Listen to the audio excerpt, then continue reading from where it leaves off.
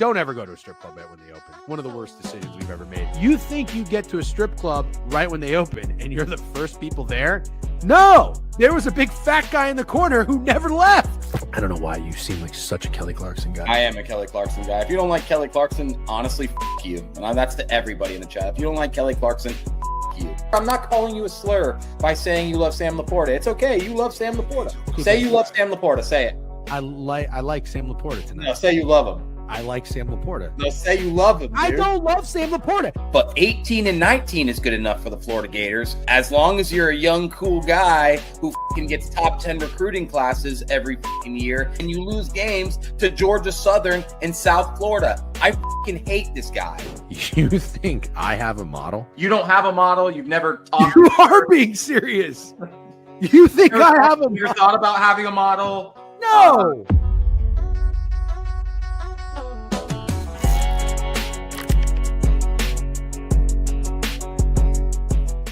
Motherfucking ha. Good morning, everybody. How we doing? It is Wednesday, February 25th. Just a couple more months here as we got pummeled again with some snow here in New York City. I am Jeff Sunday. I went 1-10 yesterday on college basketball. I just had to make sure you guys knew that before we got into it. We're gonna go down a nice, lovely discussion today.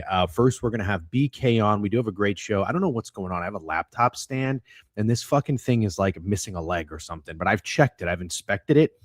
Maybe it's the table, maybe it's the thing, but it's like earthquaking the entire time. So if you're watching, I'm sorry if you're getting a little dizzy.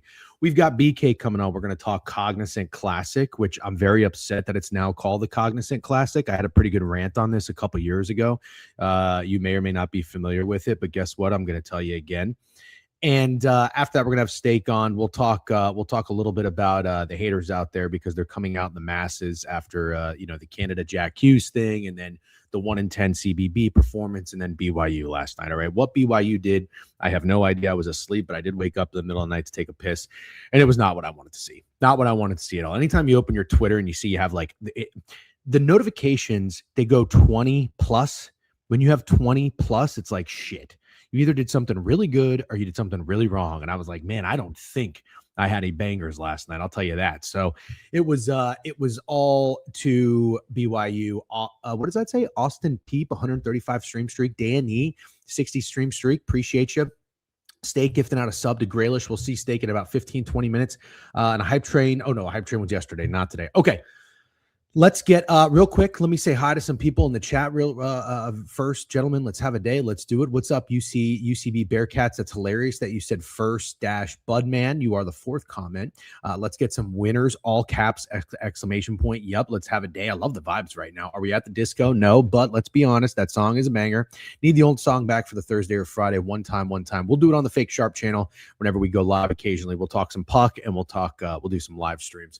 More like BYU, am I right? Yep, BY hit right space question mark. You don't have to put a space before the question mark, just tightening up your grammar, helping you for the real world. Watching first half of show on the treadmill like it's Thanksgiving football. Nerfy Chad, you fucking know ball, baby. That's what I'm talking about. You think I have a model? Yeah, it never gets old. Although it is kind of getting old. We will have to talk to the graphics guy and get us a new intro video. All right, without further ado, Xander313 with a new sub, 46 months. W, that's a very long time. G-Dog, 5 stream streak says bang. Let's get BK up here. Everybody's favorite golf capper. BK, it's very good to see you. Good to be with you. And it's always a pleasure to have you in your professional studio. How are you doing on this Wednesday morning?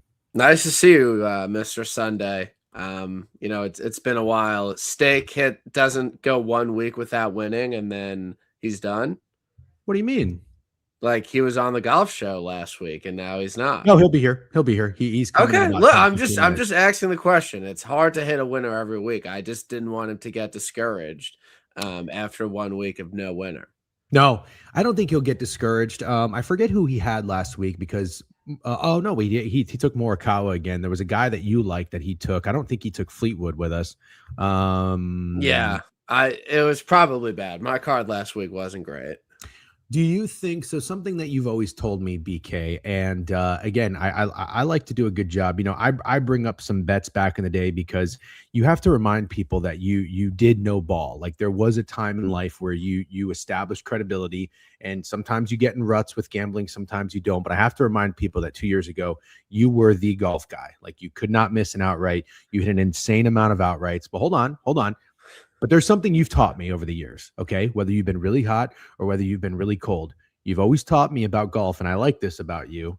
The process is processing. And I don't want to put words in your mouth, but what I believe by my interpretation of that is even if you aren't hitting, you got a card of 3, 4, 5 golfers, and they were like competitive. Yeah. Maybe they finished T6. There was a T10. They had a good start. They fell off. They had a bad start, but they made it. Everybody was kind of there. My process is not even really processing. And so now I want to ask you, is your process processing? I would say like 60% processing. Like I'm not going to say it's fully processing. I'm not going to say it's terrible, but like a lot of the time it's very random. Like we saw with Bridgman last week. I mean, very few people were on him. Bridgman winning at Genesis at Riviera is not something that makes a lot of sense to a lot of people. I think Bridgman winning an event like the Cognizant or at Valspar or at Sony, like that makes a lot more sense for his first win. But sometimes in golf betting, things don't make sense. So for him, his first win to be at Riviera, Tiger's event, elevated event with the biggest people in the field, like it's tough to square away sometimes. Chipper with a great comment. Bridgman has been solid all year, and no one was on him. Yeah, pretty crazy. Exactly. And I tweeted this because I tweeted his data golf page, and he's had a really good start to the year.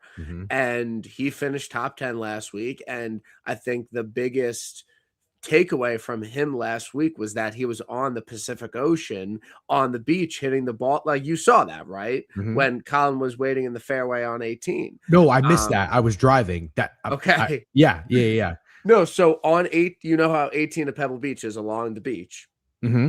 He like literally hit it onto the beach twice and made Colin Morikawa wait 30 minutes to hit his approach shot into 18. So he kind of left everyone like, oh, this is an unserious golfer. Like he shouldn't have been contending at Pebble. Like, what is he doing here? But if you look at the results, he was playing some really good golf, and he just goes out and wins Riviera.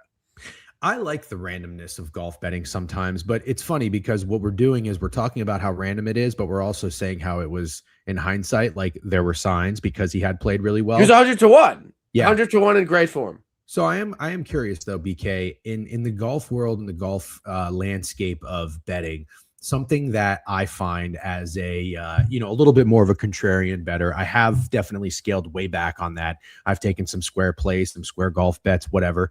But I always find it funny when everybody in the golf community, you see about 15, 20 guys are all cappers, whatever you want to call them, are betting the same guy.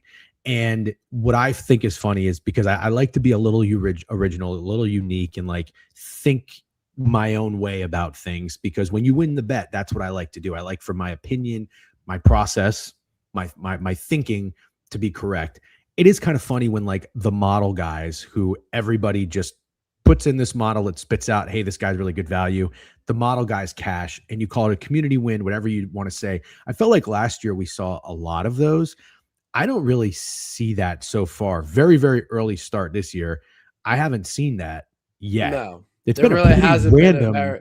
There hasn't really been a popular winner this year. A lot of the guys have, had a couple guys on them, but they weren't like the most popular plays. But I think something that you have to square away is that last week there were 80 golfers in the field. Like everyone was, only one guy can win. So just because like last week, Rory was very popular. Rory had a great chance to win that golf tournament. Rory finished one shot out of a playoff. He missed a ton of putts. He makes 2 more putts and he wins, and everybody cashes. It's like, did he not? Because a bunch of people were on Not him. talking Like, about Rory. Not talking about Rory. I'm talking about like the guys who are like in the 35, 40 to 1. but Rory was very popular I last week understand, but for Rory is 14. popular in general. He's one of the best golfers in the world, and he's not 3 to 1. He's like 10 to 1. You know what I mean? He was like 14 last week, but Yeah. still, like, I just think like the margins are so thin that it's tough. But I agree that, yeah, like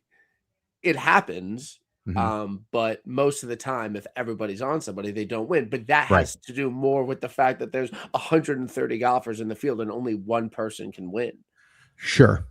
Let's talk about the Cognizant. I'll tell you my backstory with the Cognizant. It used to be called the Honda Classic, correct? You can still call it the Honda. Like, Okay. I hate that it's the Cognizant Classic because Cognizant used to be one of the few big words that I used in my vocabulary. It was in my repertoire. Okay. Now it's no longer like one of my sneaky big words. It's the name of a golf tournament and everybody knows it. So I'm really upset that it's no longer called the Honda Classic. I went to this tournament by myself, actually. Fun fact, when I was living in Orlando, I think 2022 maybe or 2023. Left early, got there right when the gates opened, followed Sung Jae. I had Shane Lowry in that event. I also followed Bezadenhuit. By the way, that was the first time I really got eyes on Bezadenhuit. And this was the tournament Sepp Straka came from behind. Had good Shane memory. Lowry. Good memory, Yep, man. had Shane Lowry. I did not go on a Sunday. I went on maybe a Friday, so it wasn't that intense. I did I think it was called. Is it the Bear Trap? Yeah. Okay. Yeah. 16, 17, 18. Does that sound about right? Yeah. Yeah. So there's a very good viewing experience there. You buy a ticket, you get some drinks, you hang out. It was a good time. Stopped at Publix on the way home. Housed the fucking sub. But anyways, enjoyed the tournament. There's like houses everywhere. It's not like the most prestigious event. It's very funny seeing people like honestly like swing a professional golfer hit a ball from like someone's backyard. It's very funny. Shane Lowry melted. Sepp Straka was born before our eyes. But this is a tournament too. Last year, didn't Bridgman come back and win? No, Highsmith won. Bridgman finished top That's 5. what it was. He shot 64, 64 back-to-back days. And I believe on Friday, he had to birdie 18 to make the cut. Dude, are you okay? Well, I remember. This is why I remember. I remember this story. I was listening to Follow the Money on VSiN. Yeah, because you were like, dude, why didn't we just live bet Highsmith after he made the cut? Like that was no. It was. It literally was. No, okay, it wasn't. Literally wasn't. All I said, because there was a stretch last year of golf tournaments where a guy was making moves after the cut.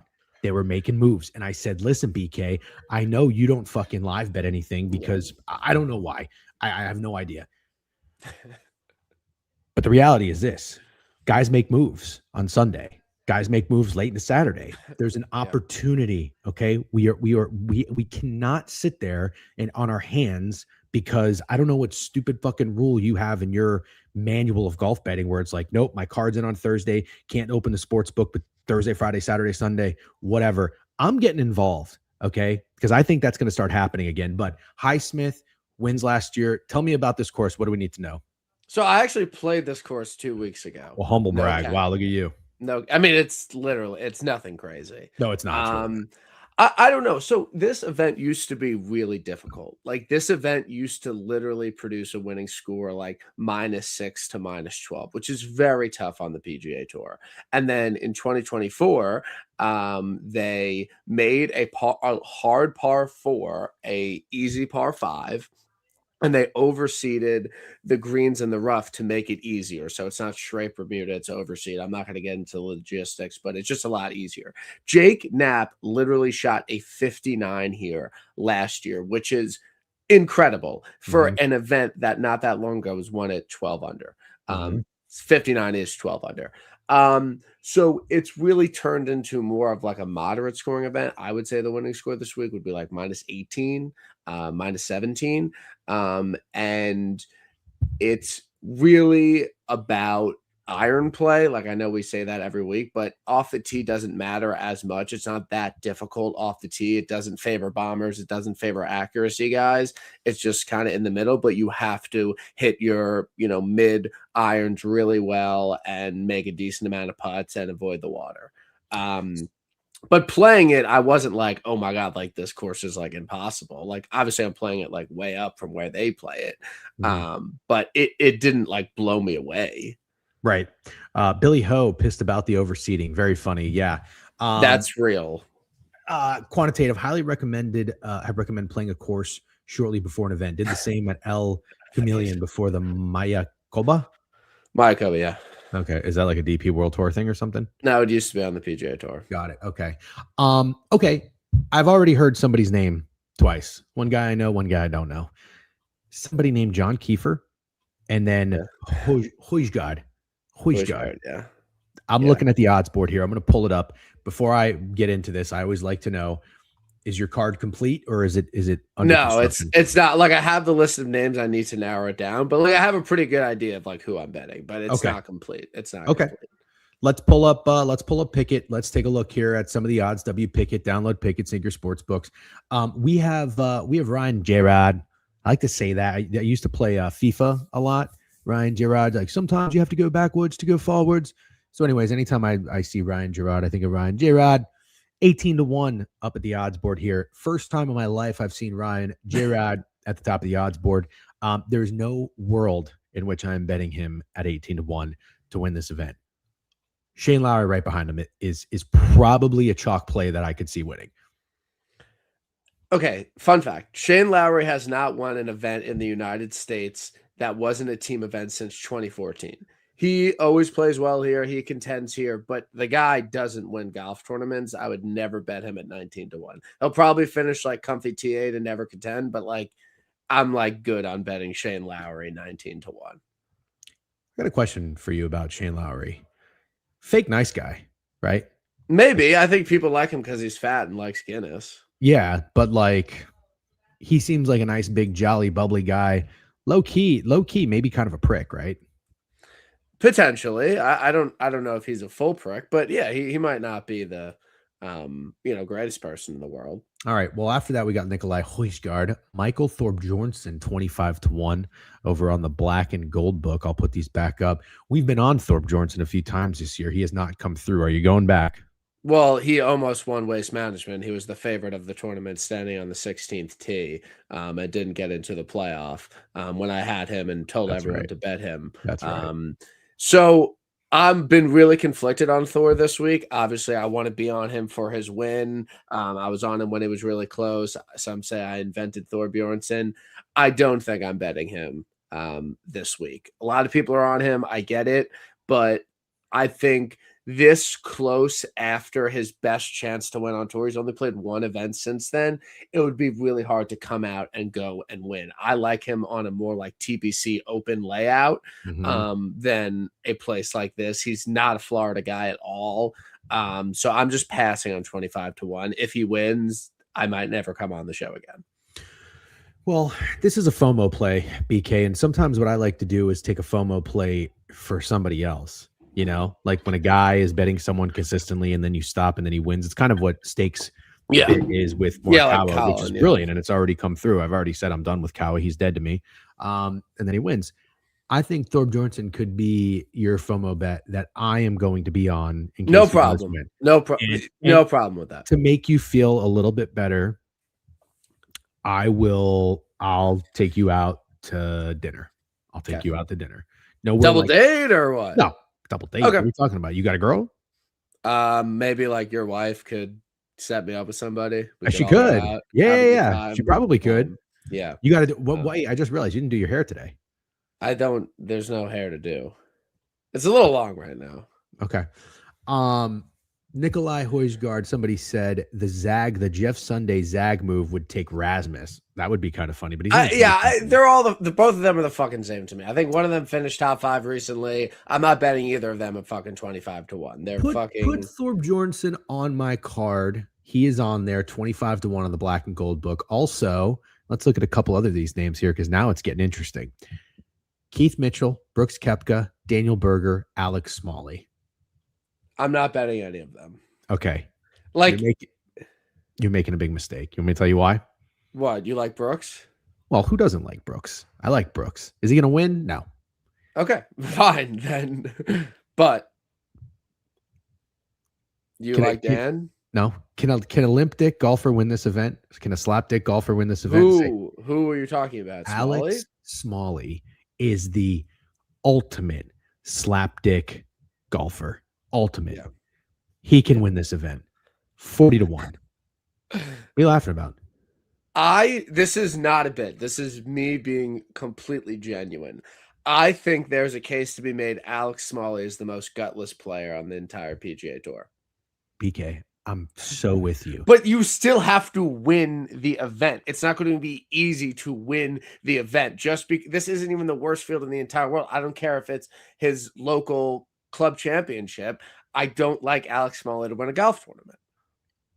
Ryan Gerard is the front runner to win this tournament. You still have to win the golf tournament. I don't care which. I'm just saying. Okay. Alex Smalley, if he is ever going to win a golf tournament in his fucking life, his gutless loser life, and I say that obviously joking. I mean, he's got a lot more money and more success than I do. It's going to be the Cognizant Classic surrounded by backyards at a golf course that you just played 2 weeks ago. Fine. I like, if this is your take, I don't agree with it. That's fine. I already gave my point. If you want to bet it, that's fine. Okay. Here's a couple more guys that I think are worth discussing. Max McGreevy, been a pretty decent golfer. I'm going to bet him. There we go. I know you're a Max McGreevy guy because he sounds like Mav McNeely, and you're mad at Mav McNeely. So this is like you kind of like I won't dating fight your you ex-girlfriend's on that. girlfriend. I won't fight you on that. Like, that's fine. Yeah.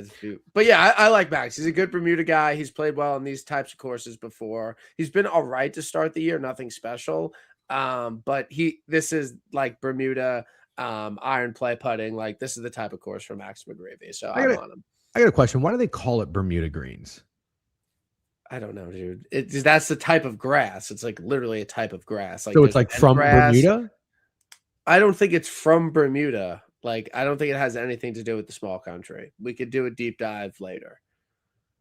I mean, you're a golf guy and you have a golf podcast, and you say the words Bermuda greens 17 because they times literally are. What the fuck am I supposed to know the origin of it? What's the origin of Cognizant? What's the fucking origin? What's the Latin origin of it? Well, Jeff? I just saw My Big Fat Greek Wedding. So what I would take away from that movie is it came from the Greek word konosoloki, which means aware. Did you ever see that movie, by the way? No, I haven't. Oh, okay. Well, like the dad basically, he's like, they're like super Greek. They love everything's revolved around the Greeks. They've invented everything, and every word's origin is from the Greek language. Anyways, it's a fun movie. I got to tell you, BK, that's probably something that you should know, just to be honest with you, but we can move on. Max McGreevy, fine with him. What about Will Zalatoris, former serious golfer? Really? I'm not there yet. It's a big price to pay for somebody that hasn't done anything. Found my guy. What? Found my guy. Who? 48-1. Green Book. Found him. Who? Who is it? I don't know. You don't know? I invented this guy. Pull up the odds board. I invented this guy. Rhymes with Schmau Schmung Shmee. Hao Tong Lee. That's right. Hao Tong Lee, 48-1 on my card. Okay, I'm betting him. Wait, like you already did bet him, or you're like I already wrote him up for Sports Illustrated. No, you fucking did not. Yes, I did. I'm not doing this for a bit. I'm not doing this for content. I'm not doing this for like no. I got a real fucking bone to pick with you.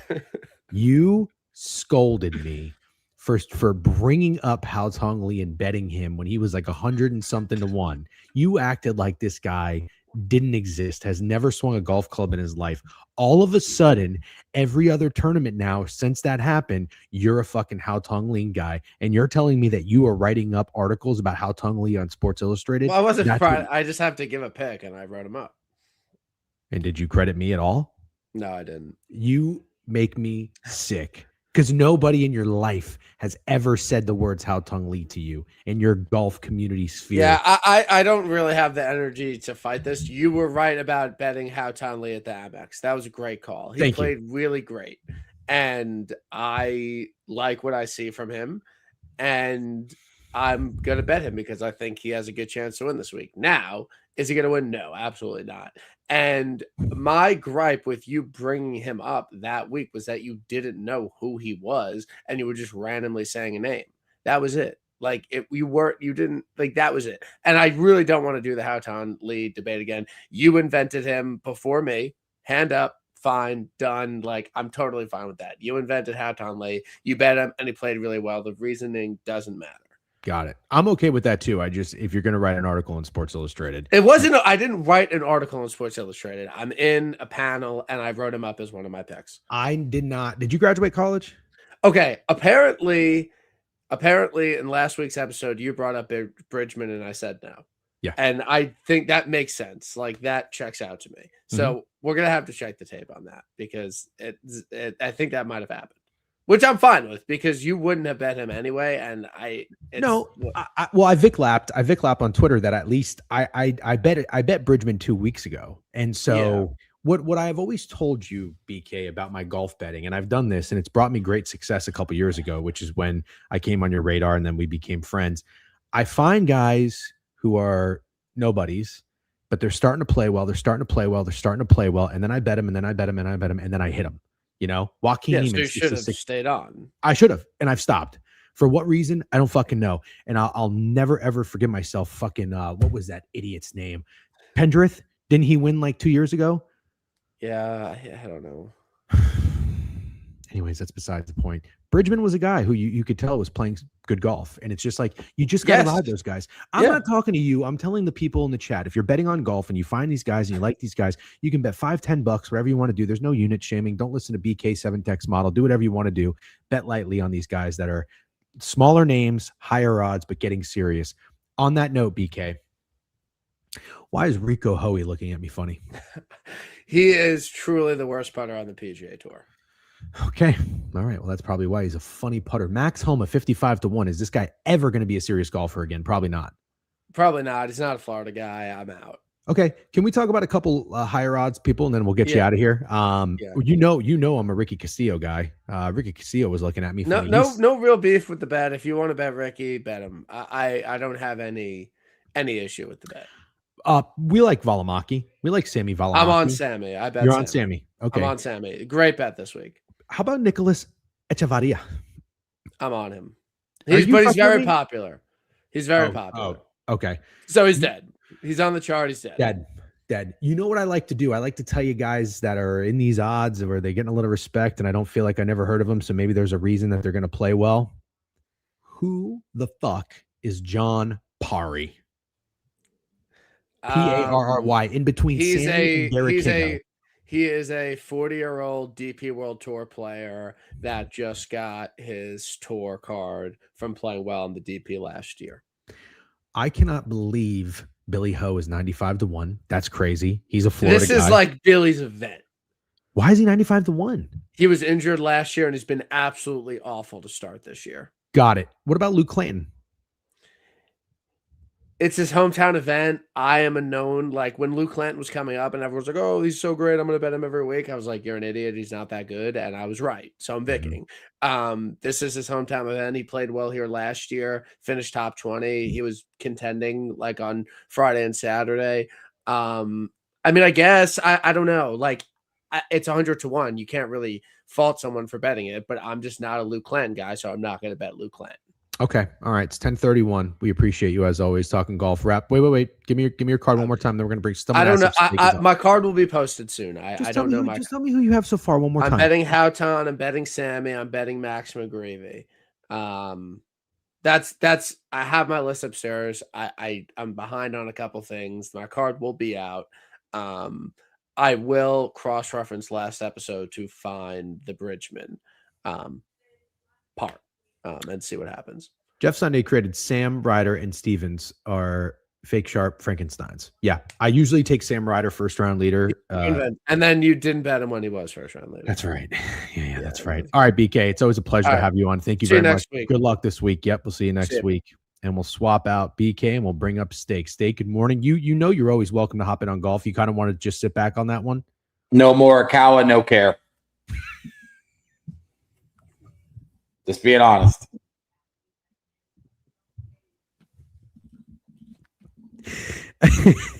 Laugh it up, man. Laugh it up.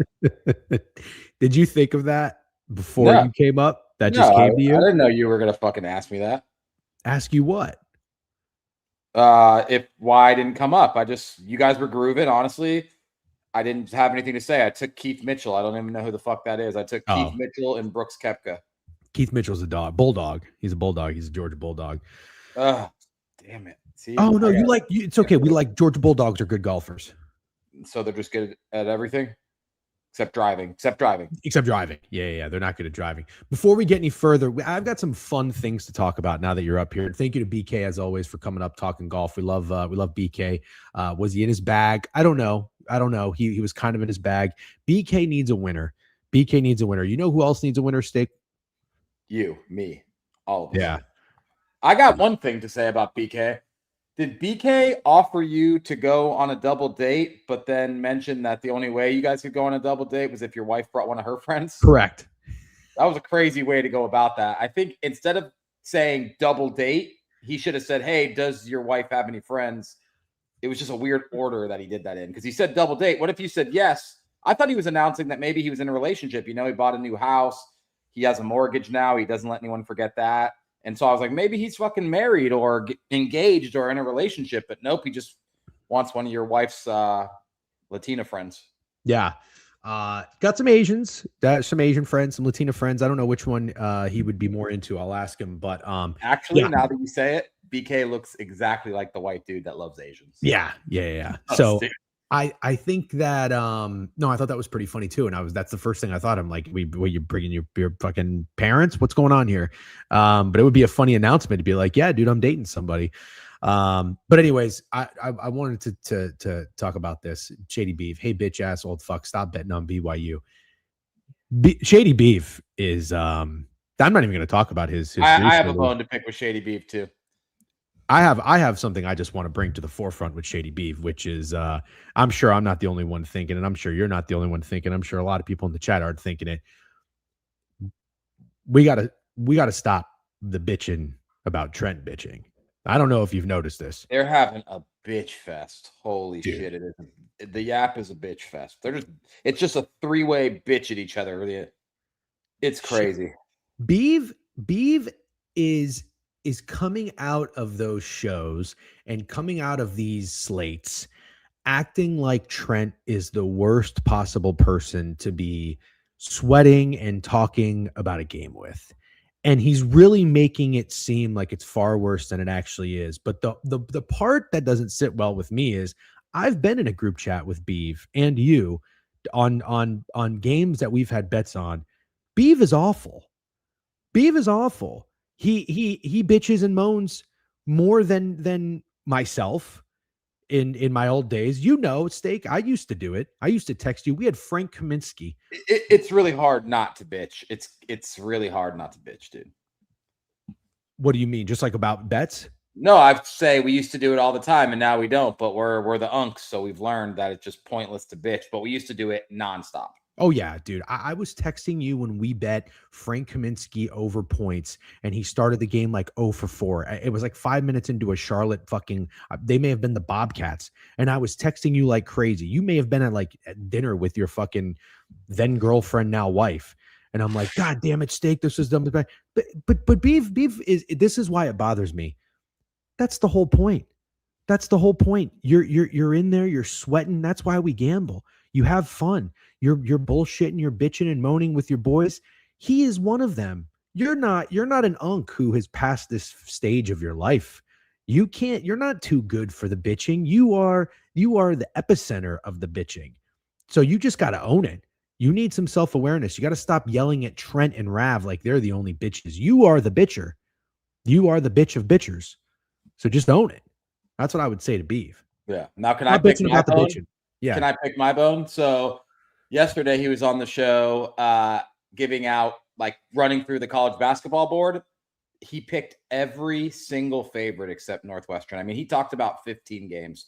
14 were just him picking favorites. 14. And I'm trying to figure out, is that Biev's shtick since joining Book It, or did he subconsciously become the most square better we've ever seen since joining the app? That is a really good question. I've actually said, I've been on record as saying that when Biev got really hot, he started to just lay the juice and Like, remember when he took BYU for like $800 minus 180, and they didn't cover, but they won. He did it again with somebody else, and he won both bets. I was like, you know what? You got a little extra money. You've been winning some bets. Fuck it. Dodge the spread, lay the juice. The greasers became a bit of a bit, but they are incredibly chalky and square if that's all you're doing. And I'm with you. What happened to the ball knower Biev that we all knew and loved? Maybe this is favorite. Oh, I like Northwestern. Favorite. That was his college basketball. I'm glad you said it. And Lil Shoot 'em Up said he's in his own head, and he said be nice on Biev. This is helpful to Biev. Yeah, we're gonna take credit when he goes on the hottest streak of his life after this. We get credit. Remember that. You coming in here, and we don't know. Like, another thing I used to bitch about Biev about is he would pretend he didn't watch our show, which is just crazy talk. If you're in here, if you're not in here, Biev, your first comment coming in and telling me not to bet BYU, like I'm the reason your greaser lost. You're bitching at Trent for cursing you and making you bad. Take some fucking accountability. You're betting chalk favorites in parlays. You've been doing it. You were hitting them like crazy. Now you're losing them. That's gambling. You go hot. I'll say this. I cannot believe BYU lost that game. Oh, I can't believe it either. I can't believe it either. And I think too, I do. Jeff Rosa knows ball. There's a lot of guys out there that know ball. Biev is a ball knower. Like, I asked him, I'm like, do you actually know shit about these fucking schools, UIC and whoever the fuck else? He's like, yeah, I literally just watch basketball. If you watch basketball, stop betting 15 favorites on the money line. Like, give me something, because I've told this story before. I joked about it. I was like, are you cooking up these parlays with fucking prime bets? There's six legs. They're all favorites on the money line. And I've told you this story about when I worked at Nextel and I was selling phones, but I was selling the cheapest phone and I was selling the cheapest plan. And my manager came in there, was like, hey man, that's great, but a vending machine can do your job. That's what he told me. You know what I mean? It kind of feels like if you're just giving me favorites, the better team to win on the money line, I need, this is coaching right here. This is good coaching for Biev. We're going to shake you up a little bit. Grab your fucking dick, grab your nuts, and start giving us some fucking plays and give us some ball knowledge instead of this bullshit greaser, whatever the fuck. You want to do it? Fine. It's winning you money? Fine. But give me some real perfect example. He liked Northwestern yesterday. That one outright, that would have paid 3 times what his greaser would have paid. Yeah. Yeah. That was great call. That was a great call. Yeah. And we talked about it with you actually even said it for King of the Board. And I told you, no, let's do South Carolina. That was stupid. I wrote a fucking article on it. I like South Carolina. What does this have to do with anything? Degen, you took a minus 12.5 bet. LOL. Do you not understand what I'm saying? This is another thing that's driving me insane. And I'm going to stop caring so much about what people, how they interpret things, because I can't help someone else's brain. Taking a minus 12.5 favorite is not the same as just taking every favorite on the money line. I took fucking South Carolina. I took 6 dogs yesterday. I went 1-10, by the way, after failing to ladder fucking BYU. Nothing is worse than the team you laddered starting off the way BYU. I mean, that was just the worst start ever. I can't even. Yeah. But speaking of interpretation, I have to ask you something. Pull it up real quick though. Okay. I always type in Twitter and now it's X. This should be good. So I was thinking about something today as I woke up and I checked my Twitter. And first of all, the BYU ladder is probably one of the worst bets that I've made this year. 2 months this year, to pour it on. You had some rough ones in 2025. In 2026, it might be the worst one. Let me show you something. I thought about this. There's when you put your bets out there, and Biev takes a lot of shit, and I want to make it clear we're fans of Biev, we're friends of Biev, so what we're doing is coming from a good place. There's a lot of there's 3 layers basically of type of person out there on Twitter. You have your trolls, you have your haters, and then you have your loony deranged like flat earthers who think that everything's fixed, rigged, and manipulated. And then you ask yourself, why are you even betting on sports to begin with? You know what I mean? They call people like you and I agents. You ever seen that? We're agents. Yeah, we work for the books. I worked with a guy who was like, not kidding, he was like mega conspiracy. And he got fucked up one time at a bar. And he was accusing everybody of being in the FBI and like spying on him. And then he got in a fight with a cab driver and got arrested. So it was yeah. There's people like that on Twitter. So I experienced all levels of these. Okay, hater, troll, wacko. This morning with this BYU tweet. And let me show you what I want to do is I just want to show you them and just take you down a little bit and explain to people what it's like. Let me show you one of my favorite trolls. Not Hank Mardukas. Hank Mardukas is one of my favorite trolls. But this guy, EDW Picks. I don't know if you can read it. This guy's been trolling me for years. But you know what? Read him out loud. I don't block him. I don't mute him because he's good for me. He keeps me honest. He said, this was my BYU ladder, by the way. He said, another one of these Army first half bets, eh? Dude, I had an Army first half bet like 2 or 3 years ago. I was very patriotic, actually. I said they were going to play for their country. Maybe it was on Veterans Day or something like that. And I think they lost the first half by like 28 points.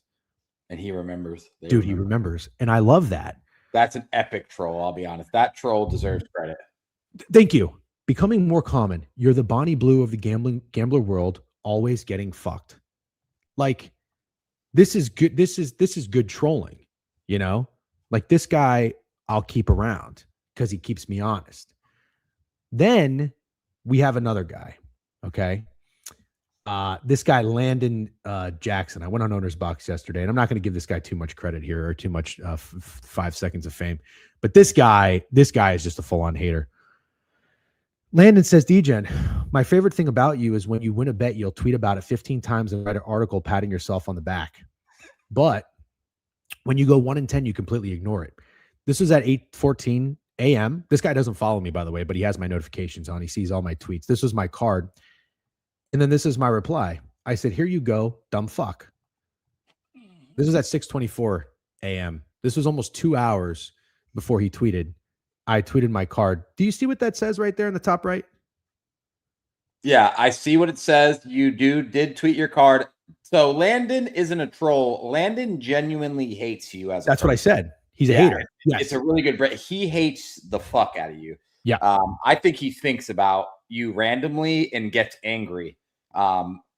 Do you know like the Kendrick Lamar line about Drake where he says, I'm your biggest hater. I hate the way that you walk. I hate the way that you talk. You know that line, Kendrick Lamar? Yep. That's how Landon Jackson feels about you. He hates the way you talk. He hates the way you walk. He hates everything about you. It's not going anywhere. At some point, I thought you two settled the beef, but apparently not. It's back. I think it was after you faded America. I guess Landon Jackson does sound like a really American name, like a guy who would be really patriotic, like multiple American flag articles of clothing and stuff like that. Favorite holiday, July 4th. Second favorite holiday, Memorial Day. Third favorite holiday, Labor Day? President's Day? Yeah, President's Day. There you go.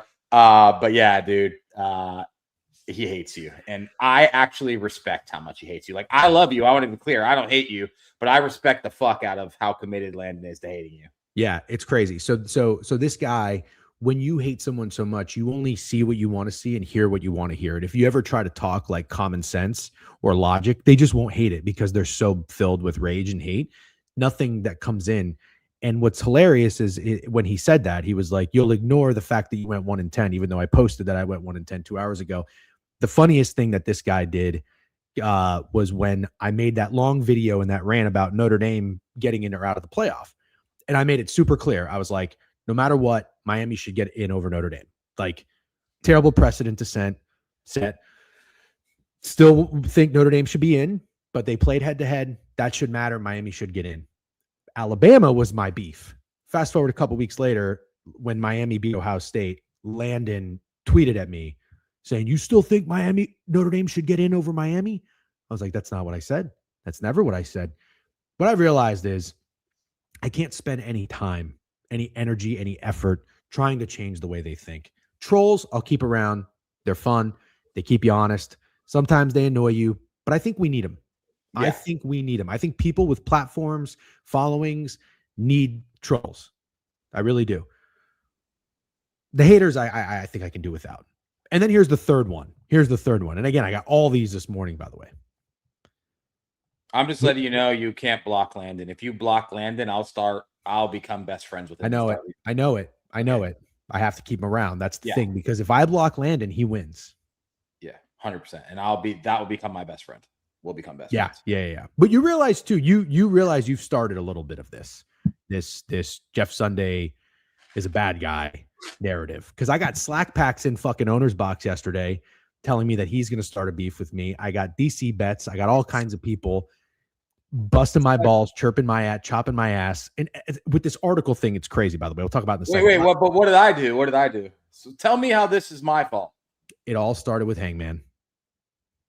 Oh, it all started with Hangman. Yes. The thing you promised we'd have on Book It Sports, and we've been on here for a month and we don't have? The thing that I created and brought to the stream that I also created, we've been doing for over 4 years. And then you wanted to let Chewy and Fat Girls and I Don't Wear Condoms one dictate the stream.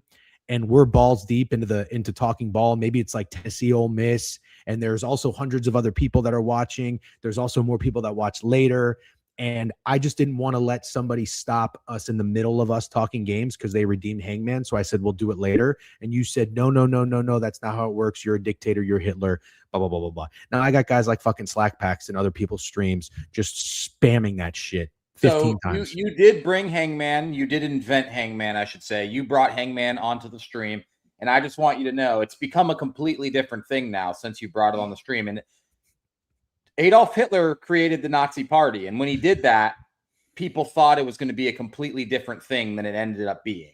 And that's my comparison is okay. You are Hitler and Hangman is the Nazi Party. But you keep doing that. And guys like Slack packs, when there's one thing that I say that they don't like, they start to take what you put in their brain.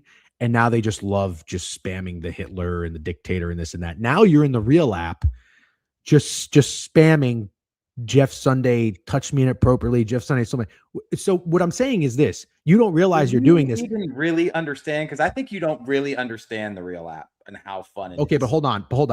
I don't think you understand the point I'm making. It is very funny. Okay, what you do is very funny. It's kind of your shtick of busting my balls, but you are starting this, and the other little Slack packs of the world out there are taking it and pushing it any chance that they get. Hold on, we're not done yet, by the way.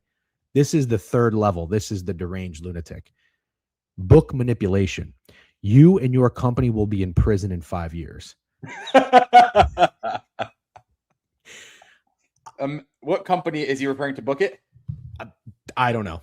I just picture you, me, Rav, Krabs, Jovan, Trent, Biev, Big Dave, all in the same cell. So what I think is really funny, and I mean, there must be thousands of times Trent gets accused of this. What I think is really funny is when people think a guy like me or a guy like you, 35,000 followers on Twitter, which is not a lot, are manipulating outcomes of games by our wagers. Hilarious. That person is no, and I don't want to be harsh when I say this. That person is probably worthless, like contributes nothing to society because they're so stupid that it's painful. But the thought of all of us being in prison for this is really, really funny. Who do you think would thrive in prison out of the Book It crew? Thrive.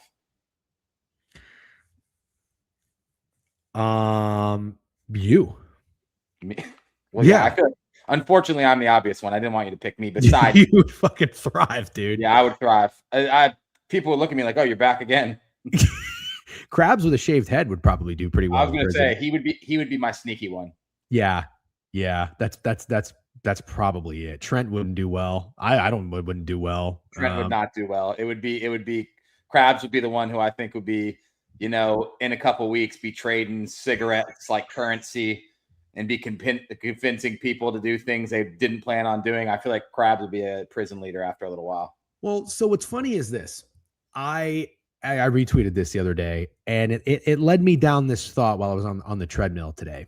It's when you start to get into this space and you get a little bit of a following, and then everybody wants to get paid, like you want to be paid. And when you start to do what you do as a hobby, as a habit, and you well, hobby, I don't think it's habit, hobby. Like I said, Hobbit. Yeah, no, I don't know. You get paid, you immediately, everybody starts throwing around the word sellout, right? That's what they do first. Okay. There's like this evolves, but ultimately, when you work for the books, okay, that's what people start to say. You work for the books, and somebody just said it. Trent works for Prize Picks, whatever. I still don't fully understand how that has to do with making a bet and it being a shit bet, because I have news for you. With or without working for a sports book, I like to remind people occasionally that gambling is really hard, and the majority of people are really bad at it and make horrendous wagers. And I just want to be perfectly clear with this. It has absolutely nothing to do with a sports book paying you or not paying you. Like, I think people, the conspiracy people, and I love a good conspiracy. I'm kind of a conspiracy guy. I don't think the earth is flat, but I like entertaining these things. But I am a sports guy through and through. If there's anybody that is involved in the outcome of the games, if they're fixed, if they're rigged, I can promise you they are really, really bad people that are not on fucking camera. They don't have fucking podcasts. They don't have social media accounts. Do you understand what I'm saying? Yeah. It is crazy, absolutely crazy to me how many people are out there with like, you're an agent, book manipulation. Can I tell you what I hate the most? Like what triggers me the most is I think better than anyone, not really that much makes me mad. I think it kind of annoys you that more stuff doesn't make me mad. It's so annoying when you lose thousands of dollars. Like, for example, in February, I've lost thousands of dollars. I'm just going to be transparent. Not been a good month, whether it be offshore and I went to California. It doesn't matter what site. I've lost thousands of dollars. People are like, bro's posting fake bets, fake slips. It's like, dude, I wish these bets were fake. Then this wouldn't be my real money coming on my real bank account that I'm losing on the Brooklyn fucking Nets. You can't win, basically. That's what I've realized. You can't win. If you're, well, actually, no.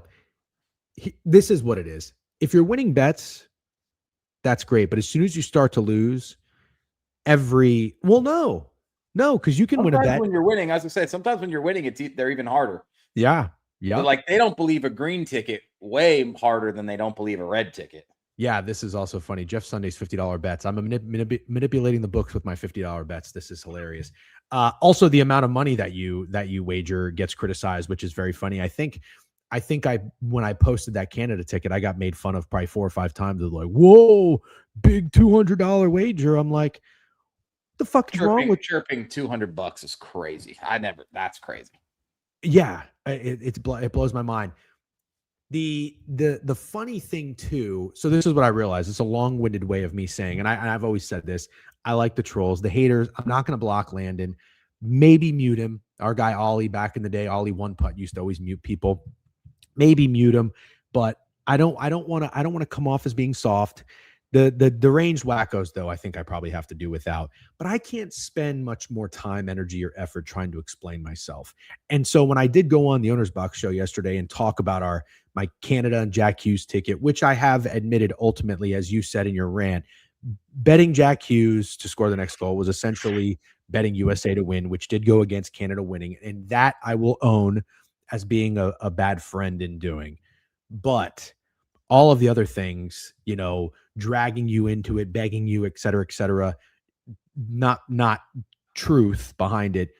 I couldn't believe, this is the last thing I'll say, how writing the article on the Book It Sports website about that wager has also gotten taken out of context. People, okay, hold on, you're making a face. You disagree with that? I can't believe anyone thought you're being serious. I can't either. And this is where I'm at. And this will conclude, and then we'll start talking about the board. I just realized it's 11 o'clock. I forgot BK was coming on. I can't believe, so again, led by Landon Jackson, but also our guy, Tailing Dawes. Tailing Dawes has followed me and us for years. I was looking at the comments, and I'm like, I can't believe what I'm seeing. I took a screenshot. Hold on. Tailing Dawes was in the chat yesterday, and he wrote in all caps. I have a very hard time believing Dawes thought you were serious. I really do. Okay. This is what Tailing Dawes said. Because, and I think Sura and Sandy, I mean, I like those guys. I think they have good sense of humor. I don't think they're stupid. I think they're smart guys. They actually needed me to clarify if I was being serious or not. Tailing Dawes says, you wrote a whole, all caps, fucking article saying people called you a hero. More all caps. Who the fuck called you a hero? More all caps. You wrote an article saying people called you a hero. More all caps. Who called you a hero? Yeah. He's saying in the chat he was joking, but that makes it tough. That makes it tough to decipher. You know what I think? I think the joking is backpedaling. I think being actually genuinely offended by me on that article. By the way, the title in that fucking article was "This is my story." Dude, I was writing that like I was a survivor. I'm really serious, man. And this is not directed at Dawes. I can't really figure out what Dawes thought was going on there. And it's not directed at Sir or Sandy either. I'm a little disappointed in them for not being able to tell. I kind of am too. If you weren't able to tell that article was sarcasm, I'm so dead serious. Get off the internet. Go outside. Let the fucking sun hit your face. Raise your heart rate. Do something else for a little bit. You got to go outside. Touch grass. Yeah. Yes. And you see like Total Slayer saying Team Dawes. People have fun. Now, this is another thing I realized. People have fun busting my balls. People have fun shitting on me. I understand that. I will lean into that a little bit more, especially if it's something like totally legitimate. But like also, I think Krabs in his article was also doing that a little bit for the bit and for the content, saying I paraded around like I won the lottery. Krabs article is another one if you thought wasn't just satire and funny. I don't know what to tell you. It was so obvious. That's what I think Sandy and like Sura, they thought, they were like, oh, I think maybe they saw what Krabs said. And they didn't interpret that the whole thing was a joke about the hitting the Jack Hughes thing, which happened, but the parading around like I won the lottery was hilarious to me. Anyways, HRD. Also, I have a confession. Can I confess something that I haven't told you yet? Yes. I texted Krabs and said it would be absolutely fucking amazing if Jeff Sunday was me guy of the week this week. I think I already knew that. I didn't tell you that. Maybe he did. But no. You commented that under your tweet and tagged Krabs and says, if this guy isn't me guy of the week. Okay, yeah. All right, fine. That's not as big confession as I thought it was going to be. DC Bets with a really good comment. People like to bust your balls because you handle it well. Others get anal about it. Yep. I think what I've realized is I try to put a little effort and energy into explaining myself, but I can't do it anymore. I just can't. So what I'm going to do is I'm just going to lean into it. And what Sandy and Sura were saying, which was kind of funny, is that you might be misunderstood. Maybe I am misunderstood, but I should just lean into it, like a little bit of a villain arc. And to be fair, really good point by DC Bets. You ever tried busting someone's balls who doesn't take it well? It's the worst thing ever. It's just the worst thing ever. It's awkward. It's no fun. It's the worst thing ever. Yeah.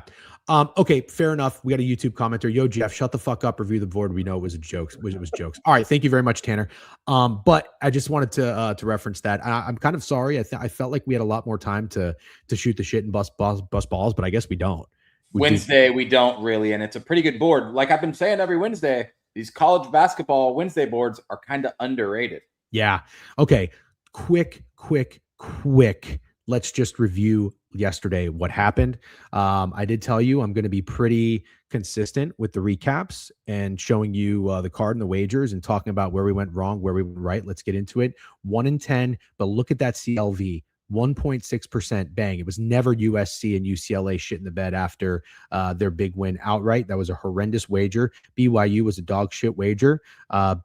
Biev will blame everybody but himself with that one. Just want to make sure we remember that. The under with this Arizona Baylor, I'm officially done with under. Dude, the only bet you hit was Central Michigan? Yeah, they went out right.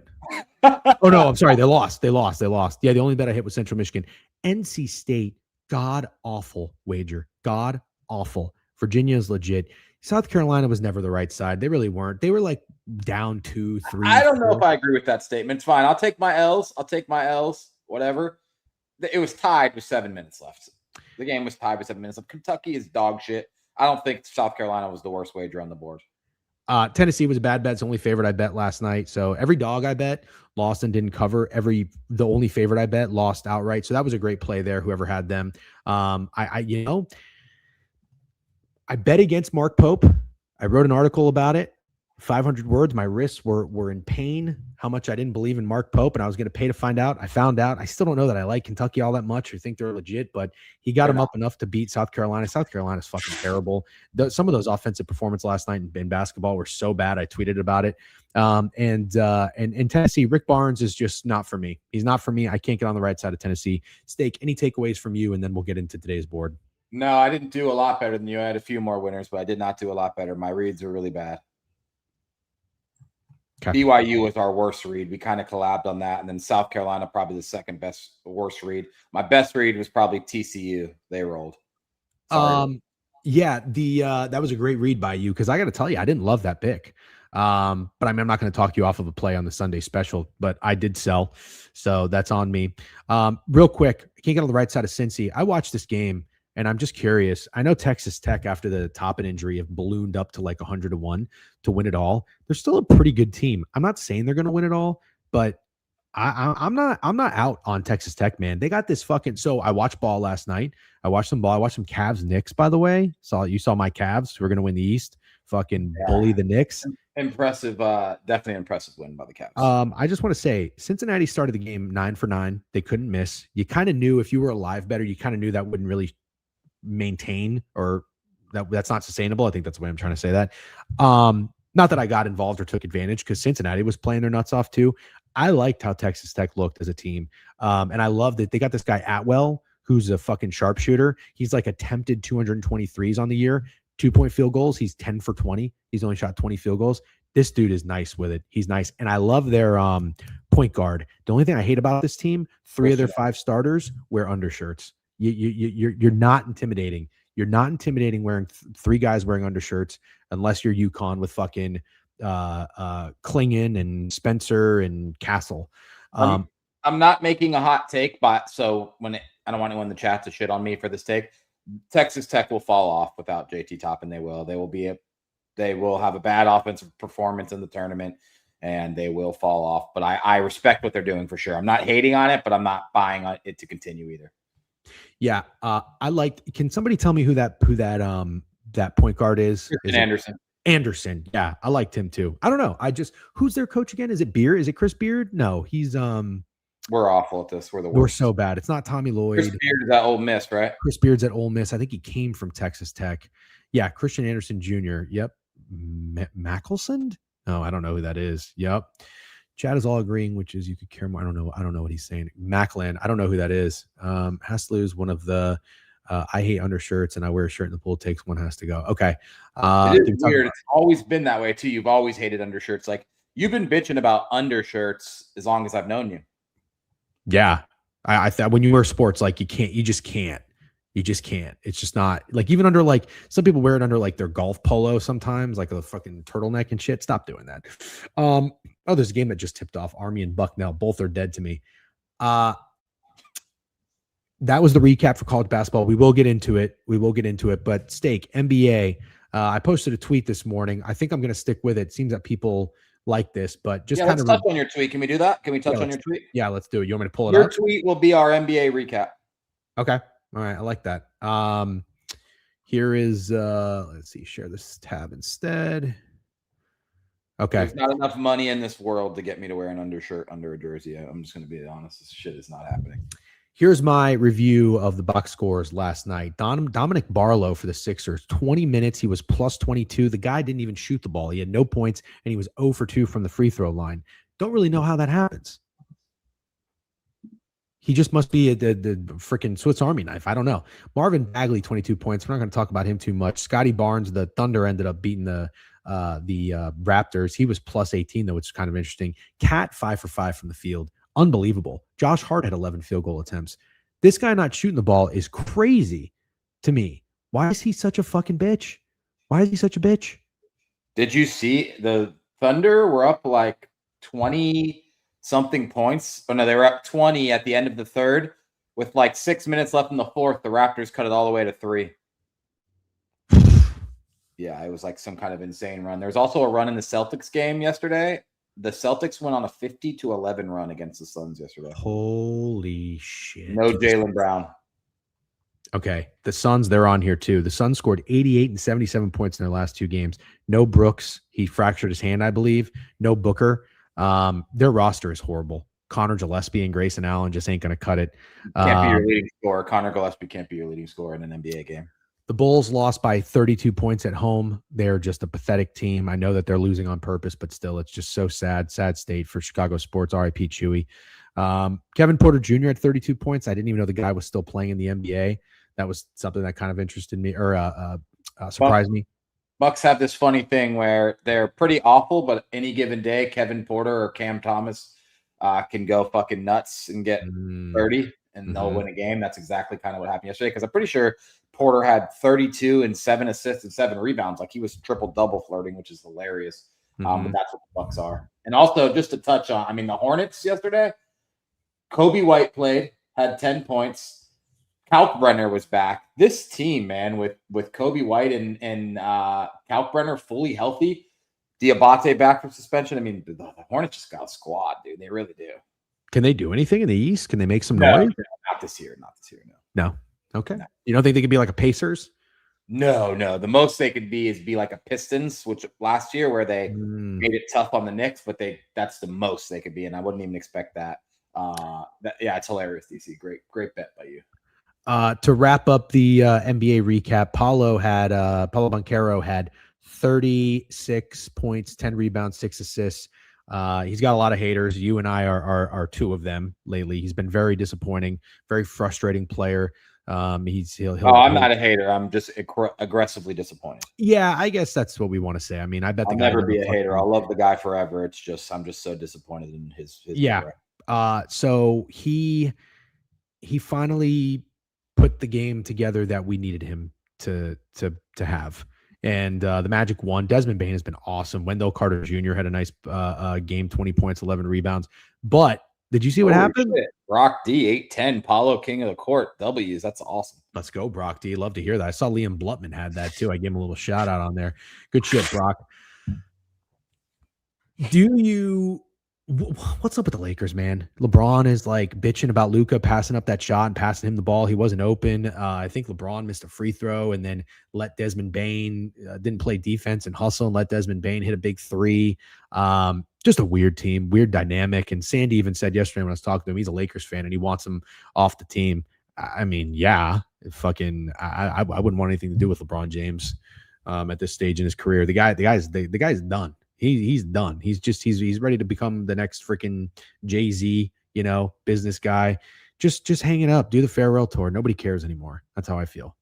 Yeah, people care, and the farewell tour will be insane. But I don't blame anybody who's a Lakers fan or any type of thing that wants him off the team. The Lakers have just been bad. They have bad rosters. They got Luka. That was something that never should have happened. And Austin Reeves is like such a lucky get when you consider what everybody expected from him in the NBA. And then it's always shit, just trash players. DeAndre Ayton is trash. I don't know what you want to say about Rui Hachimura, but they never have guys. They paid Gabe Vincent. I think anybody who watched Gabe Vincent in that Heat series against the Celtics go crazy knew that wasn't legit.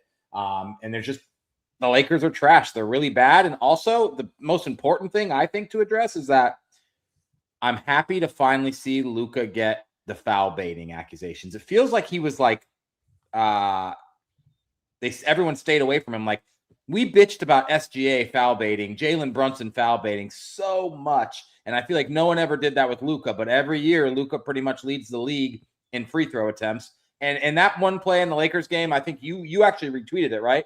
Where he goes up for a shot, doesn't get a foul call, bitches to the refs so much that he doesn't get back on defense. The Magic have 5-on-4, easy transition layup. And I feel like you see Luka doing that so much. But either way, though, there's nothing good is going to happen for the Lakers this year. They're not championship contenders. And I've said it a bunch of times. I think LeBron's farewell tour will be in Cleveland. I think somehow some way the NBA is going to make that happen. God, that's so obnoxious. All right, hold on. Let me just play it real quick. I retweeted. I said, it's a shame LeBron set the standard for bitching to the refs after every play. Luka has now taken it to another level. Unwatchable. I would love to fix the sport of basketball. If you have a microphone and a platform, keep moaning and groaning. Fight the good fight. I thought these announcers did a great job. Let's play it for you real quick. Luka, little one hand. Again, he's complaining. Got to get back on defense. It's 5-on-4. Underneath. They're going to put it up and in. And one. And the foul. Dude. Got to get back on defense. That was great announcing. Yeah, that was great announcing. The way that those commentators talked about that was like a parent. Like, you know, you told your kid to fucking go out there and ride a bike when they're like, 4 years old. Put a helmet on. You're going to fall and hurt yourself. And you know why? Because they've probably seen that exact thing so many times. It's crazy to me that this continues to happen this is my biggest problem from the superstars of the NBA. I know LeBron's not the first guy to ever do this, but he kept it going. And in my opinion, just made it worse. Now Luka is making it even worse. And it's become part of the game. SGA bitches. I know Harden did it. Paul Pierce, whatever the fuck. People are trying to go, oh, you don't remember the Jordan days. Stop that. Stop that. You can't find fucking footage of Jordan flopping like LeBron, in my opinion. But anyways, it's always LeBron's fault. The NBA is unwatchable. I said what I said. Yeah, well, Luka never playing defense is much different than LeBron. LeBron plays defense, so I'll give him that. Luka is really unbearable, in my opinion. Shall we get into the board? Not an LA thing. Luka has been doing this, correct? Oh, yeah. Yeah, absolutely. Should we get into the board? Yeah, I'd love to. By the way, Lil Shoot 'em Up had a great comment. We missed it. He said, y'all should set BK up with the chick who went from Trent to Bane. Trent to Bane to BK. Oh my God. Hilarious. Okay. Steak, I do have to piss, but I think because we're kind of up against it here, it's 11:14. I mean, we're not like, we got just time. So you know, we always have the option to run 10-15 past because BTL doesn't start till 12:30. So Gooch says we're not fired unless we go past 12:25. You are right, but I do have bad news. I have a 12:30 dentist appointment today. However, you're getting out at noon. What? You're getting out at noon regardless. Like we're out at noon. What do you mean? You're done at noon regardless. Yeah, but I could go like 12:05. Okay, cool. Go. Let's take a piss break then. You got to take one too? Yeah. Okay. All right. We'll be right back after these words.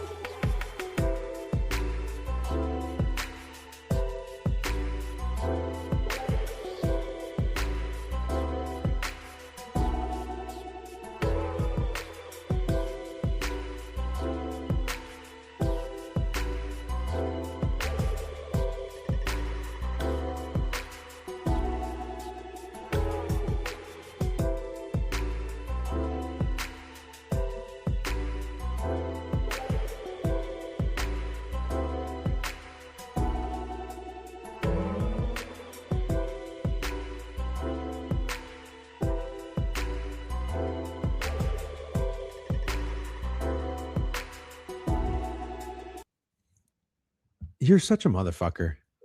What? You didn't go take a piss. I got distracted trying to change my background. Where did you get that? It's just there, dude. I was looking through the backgrounds. It's just there. It's kind of cool. Yeah. So yeah, it's okay. Court bitch. Got the hold on. hat and the background, dude. Yeah, wow. What would I say if I was your Landon Jackson right now? I'd be like, wow, bro, doing tricks on it. Yeah, that's exactly. Zip it up when you're done. I need a Landon Jackson, dude. Who wants to be my Landon Jackson? Oh, Steak, you used to hit dogs of the day in NBA until you started working for the books.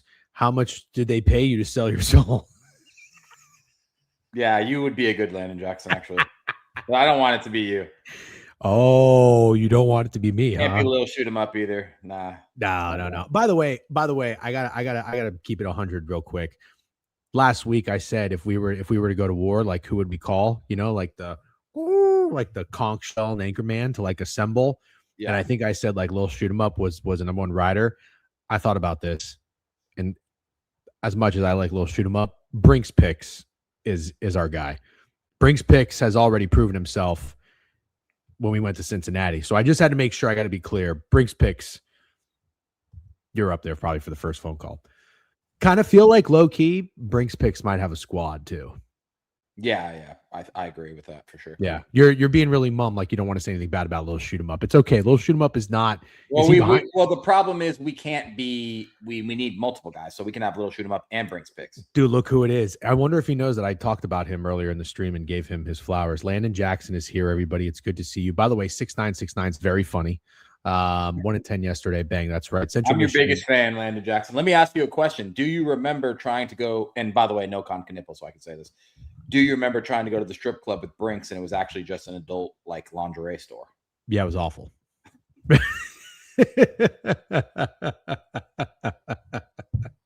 Yeah, that was very, very funny.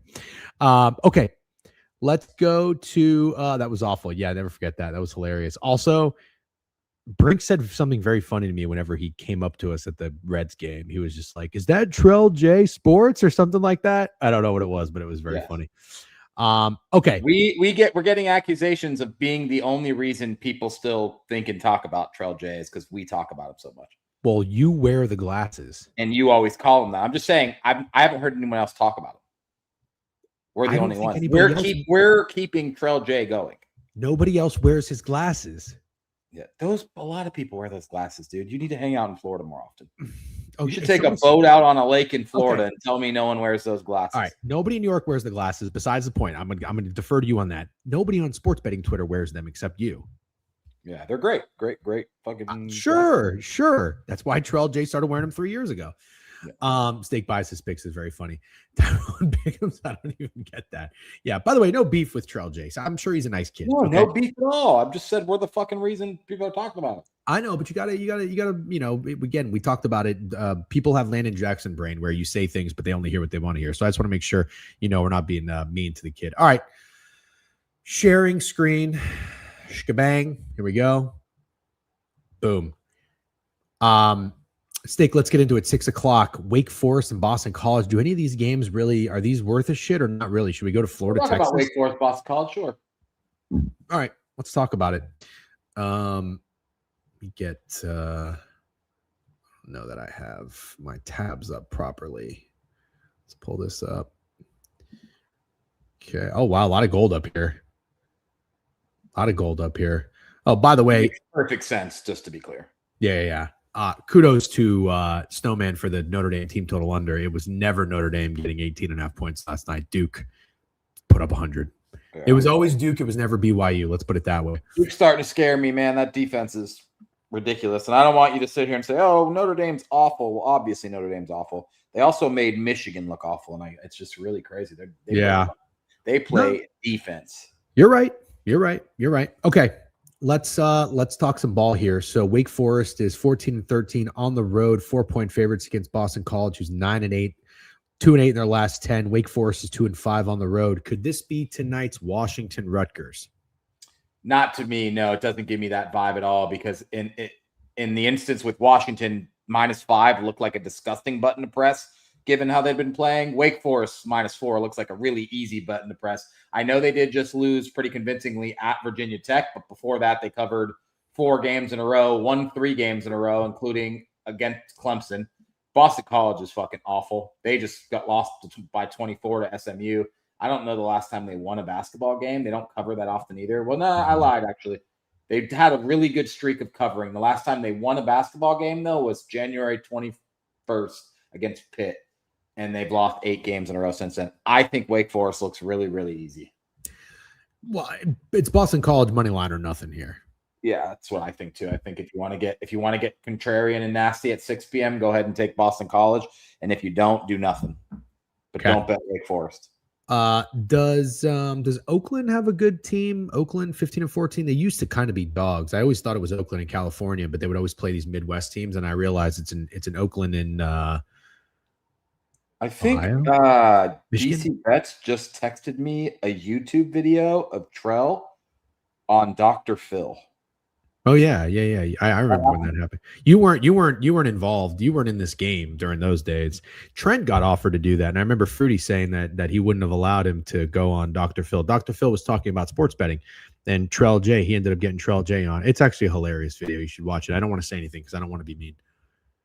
Okay, I'll be watching. I can't. It's like fucking 10 minutes long. I can't show you, Carlos. I know you. Do you have an attention span to watch a 10-minute video? Because I'll watch it, but can I make everyone watch it when we should be going through the board? No, that's absolutely incredible. And you're right. I'm actually new to the gambling Twitter game because I don't remember any of that. No, I know. Yeah, there were some OG days there that you missed. But I like the not the drama is not the right word, but I like the show of it maybe a little bit more, or I did. At least during the come up days. That was very fun. Anyways, let's get back to the board. Let's go to Florida. Texas. Bro, I think unfortunately another really easy looking road dog. Gators. Or another really easy looking road favorite, I'm sorry. Gators look easy today. Pickett's like in the spread with Texas though, which is interesting. But Pickett's sharp, 50% of the bet, 66% of the money. I haven't even seen Alan Dims this morning. Hope he's okay. Hope he's doing well. Texas is 12-3 at home. If you care about that. Coming off a loss to Georgia. Before the loss to Georgia, man, 1, 2, 3, 4, 5 wins in a row before that. So they're playing decent basketball before that. Not really any like super impressive wins. Oklahoma, South Carolina, Ole Miss, at Missouri, LSU. Then a loss to Georgia. Now at home against the Gators, who are. When's the last time the Gators have been tested? Yeah. I have an idea. Well, I guess I have a thought rather. This feels, and everybody should take what I say with a grain of salt, kind of was getting in a groove there for maybe a week and a half in a CBB, but the last 2 days, $150 on Houston. Last night, 1-10. So if you want to go against what I'm telling you, I just want to be sure I'm not trying to talk anybody off. This feels like a game Texas is covering for like 94% of it, and then Florida wins by 9. That's what I think. Interesting take. I guess Florida hasn't even been in a competitive basketball game in a month. The last one was at Auburn where they're 11.5-point favorites and they lost. Since then, they've won games by 40, 23, 19, 29, 14, and 19. That's kind of my point. Florida is going to be a little shaky. I think you got to listen to what the line's telling you here. I think you got to take Texas +6. I'm just being honest.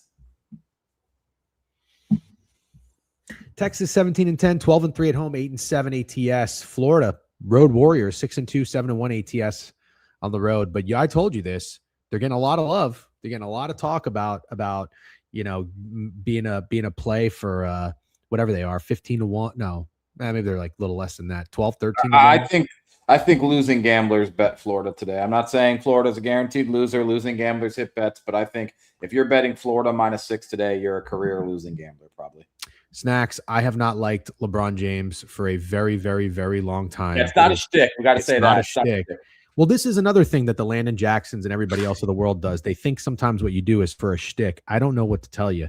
I think you have to respect something. I don't like LeBron James, but at the same time, I will admit he's one of, if not the best basketball player of all time. Can you at least give me my flowers for being a hater, but also a respecter? Because I'm not a fucking rage baiter. Shout out Landon Jackson. Now let's get back to the fucking board. Please catch up. Move on from the LeBron James talk. We're on here. As much as I ultimately agree with you, I have a weird feeling Texas bettors are going to get fucked. That's my opinion. But okay. You go with your gut. You go with your no, gut. no. I can't. That's not being confident enough to put money on Florida. Yes, Dr. 9989 knows ball. St. John's, Red Storm, and the Yukon Huskies. This is an interesting game. I stared at it for 10 minutes and couldn't come up with anything. God. Holy shit. I mean, because there's this thing I point out every time we talk about St. John's, they're 8-0 on the road. A little shoot 'em up cracks me the fuck up. Jeff Sunday's shtick is posting a square play before going to bed and microwaving 200 quid. You just fucking light money on fire and sleep like a fucking baby. All right, so hold on. This is what I'm going to tell you. What do we all think about this UConn team? What do we all think about them?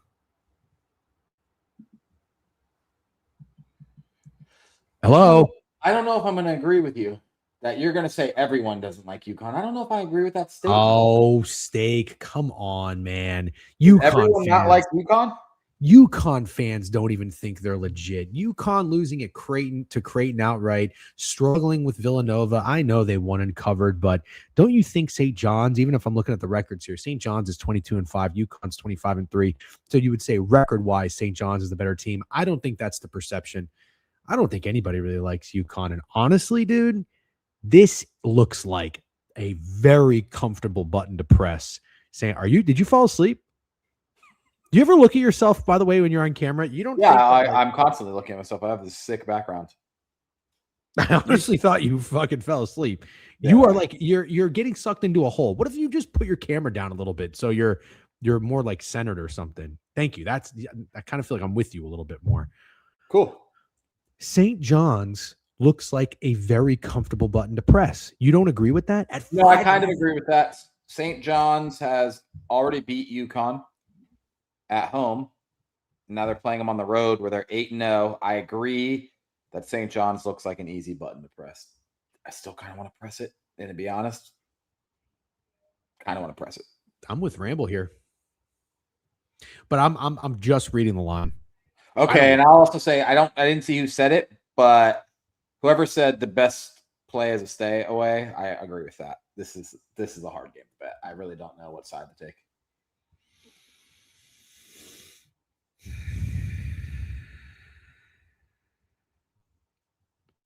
Okay. All right. Fine. That's crazy. UConn to win this game on the ML being minus 240 is crazy. St. John's is 10-0 in their last 10. That's crazy. Dead Larry Bird. Yeah. Dead Larry Bird knows ball. Yep. Okay. Yeah. I'll pick up what you're putting down. Bet it at 4.5. I can't do it though. I'm not betting UConn, so I'll let you go at that alone. I'll be probably taking Texas. Yep. Gavriel Israel says this show is putting me back to sleep. Turn up. Yeah, my bad. Crutch says UConn. Well, this is because of the storm. My wife is working from home again, so that's 3 days in a row. So I do have to keep my voice down. Maybe that is fucking up the vibes a little bit because I just got to keep my voice down. It feels like I'm like kind of like talking to you guys like I'm in a library. I do apologize about that. We'll return to normalcy, I think maybe tomorrow. But anyways, let's keep moving. As a UConn's fan, they suck ATS. Yep. Yeah, they've been amazing ever since the fight versus Providence. Ooh, your Jewel. Good point. Very good point. All right. Let's get back to it here. Steak, let's go to the Georgia Bulldogs against Vanderbilt. Yeah. Talk about a fucking bounce back spot, huh? Yep. And Georgia coming off that win against Texas. I think that was their last game. Put Georgia on my card. Back-to-back losses. Back-to-back losses for Vanderbilt. I like this guy who keeps complimenting us and saying, thank you for putting me on to the fade the bounce back spots. I brought this up to you yesterday. You weren't really into it, but Michigan did not cover a 21-point spread against Minnesota, and he took Minnesota at an alt line at a plus price. Nice job by you, JV Tech, whatever your name is. Yeah, I like Vanderbilt, and I'm not calling back-to-back losses. Come on, dude. There's no obvious bounce backs for a team like Vanderbilt that I don't know that anyone likes in the first place. And 2, it's back-to-back losses. I'm not calling it an obvious bounce back loss. I think 9 is a steep price for this Georgia team that just beat Texas, and I will 100% take Vanderbilt. Give me Vanderbilt. You've got some good reads and you've got some bad reads, just like all of us. I don't know that I agree with it. Okay. How good is Georgia? Are they like good, or are they just kind of good? They're not good. Yeah. They're not good. Every time I bet on them, I lose too. I can't fucking find this game on. Oh, here it is. They're 19-8, 5-3 on the road. Just want to see something here. Vanderbilt, when they're at home against Texas A&M, they were 7.5-point favorites, 11.5-point favorites against Oklahoma. You feel like this line, so they're saying they're better than Texas A&M, but no, sorry. They're better than Oklahoma, but not as good as Texas A&M. That's what the odds makers are saying about Georgia. Yeah, sure. And then you got Vandy coming off the 2 losses as well, which I think factors in. Mm-hmm. Okay. I'm going to put Georgia down on my notebook. Okay. I'll be taking Vanderbilt. There's our showdown. Okay. All right. We should keep track of these. This will be fun. What do they call that? I think book it as a lingo for that. It's called Battle of the Berg. Battle of the Berg. Yep. Vandy just got their second leading scorer back. Ooh. Nebraska, big favorites at home against Maryland. I don't know if you care about that. 17. Nebraska could be a team that lets out some rage against. Well, they just let out rage against Penn State, and it was almost the exact same situation because they were 17.5-point favorites in that game, and they won by 23. So not something I'd want to back them to do again, but right. It is, in my opinion, Nebraska or nothing. And I don't think people want to bet Nebraska minus 17. I don't think people respect Nebraska at all. I don't either. And they did that the game before, too, at home against Northwestern. 13.5-point favorites won by 19. So, yeah, they're no stranger to that. I just think that it's probably something that they would do more often than they didn't do, beat the fuck out of teams at home. Butler and Villanova, we don't really talk about the Big East anymore, but is that anything you wanted to consider or no? Nah, big spread. I really can't bet the Big East. Yeah. Okay. Nebraska is last year's St. John's. That's what Kyle the Whaler said. Landon R. I think this is a good Landon. Vandy and Georgia both play super fast, and I don't think Georgia can stop Vandy defensively. Looks like a good TT spot. Okay. All right. The good Landon is crazy. Remember, Prime Bets is also Landon. So is he the worst Landon? No. Good, bad, worst? No, Prime Bets was a plant. Like that makes me sound like the freaking wacko like agent guys. Prime Bets was legit like a plant, but he wasn't a hater. You know, was Prime Bets a hater? No, not a hater. Not a hater. No. At least Prime Bets like had an identity and a purpose. You know, it was kind of entertaining. You know, sometimes we laughed at him, sometimes we laughed with him. His videos are hilarious, by the way. I open up TikTok probably once a week, but I see his videos. He's like, doesn't have a shirt on. By the way, he's an Oklahoma State fan now. Yeah. He is. It's just crazy. It's crazy. There's just some funny people out there. Anyways, let's keep going. All right. We don't want to talk about that. Colgate and Lafayette. That is a short line, my friend. Colgate minus 10 at home against a 9-20 Lafayette team. Okay. American and Lehigh. We got some gross games on here. Some sicko teams that our boy Crutch would appreciate. Just trying to show him a little respect. Where do you want to go, Steak? You want to go to Providence Xavier? We can, or we can go to let's go to Providence Xavier. Fuck it. So Providence 6-point favorites at home against Xavier. They're 9-5 at home, but they're 4-6 in their last 10. Xavier sucks. 1-8 on the road. 13-14, 3-7 in their last 10. Is 6 a big enough spread? Given the fact that one of these teams is 12-5, 12-15, the other one 13-14, yeah. Can you make them bigger favorites?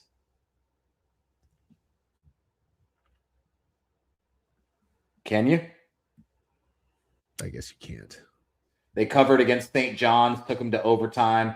beat Marquette outright, took Villanova to overtime, and then barely didn't cover at Butler. I just don't see any way. I think No, you're right. It might be Providence by murder, though. They haven't been 6-point favorites all year. Yeah. 5.5 to Georgetown and lost. 2.5 to Butler, won. 4.5 to DePaul, won. Yeah. No, it might be Providence by murder. I think you're right. Yeah, pass. Providence or nothing but pass. Yeah. Crutch says, continue on, soldiers. It's baseball season for me. Yeah, good on you. I don't know how you guys are able to do that. I am excited for baseball season, though, and I'm looking forward to the World Baseball Classic. That I will get behind the U.S. Tulane, 4.5-point dogs at home against Tulsa. Tulsa's 22-6 this year, 7-3 in their last 10. I think Tulane's coming off a big win, aren't they? Maybe it's time to fade them after that. Yeah. No, sorry. They've won 4 in a row and covered 4 in a row. Nope, not fading a team like this. Not fading a team like this. Tulsa, no, actually, Tulsa doesn't cover shit. They just covered 21.5 against UTSA. Before that, they didn't cover 5 games in a row. Mm-hmm. It would be Tulsa or nothing, but I'm not betting that. I'm not. Yeah. I think it's Tulsa or nothing. USF 11-point favorites on the road against Rice, 19-8 versus 11-16. Anything there? No, nothing. I could go right to Stanford Pitt at 8 p.m. Okay, let's do that. Stanford Pitt. Stanford 9-point favorites at home, 16-11 Pitt. Oof, what happened to this once? Solid 1-7 on the road. They're awful. I don't know if you watched Pitt at all this year, but they're really bad, and I kind of just want to lean into that because seeing Stanford as a 9-point favorite against anyone is surprising until you realize how bad Pitt is, how specifically bad they are on the road, and I kind of just want to square up and take Stanford -9 because I think they're going to win this game by 20 points. Okay, fine. I don't have anything. What the fuck is my table so wobbly? It's driving me insane. I'll stop. Maybe I won't lean on it. I'll be like a fucking news anchor. And now, tonight at 6, we take you live into Atlanta. Will you shut the fuck up? Yeah, I'll give you my hockey plays a little bit later. Please don't back the USA in the WBC, man. This is my problem. What do you want him to do? Because he backed Canada and everybody called him a terrorist, but now you don't want him to back the USA in the World Baseball Classic. So what do you want him to do? Thank you, Steak. I backed the US and the 4 nations too. Nobody cared about that. Fuck faces. Bunch of fraud haters. That's what you guys are. I told you, I'm going to lean into it. I'll lean into the villain arc. You guys are a bunch of phony fucking haters. That's what you are. Fade again. It worked. Oh, well, he's got a good point. I think that's more Trent's thing. Yeah. Right. Exactly. Because he's book manipulation. I can't wait for Trent to go to prison.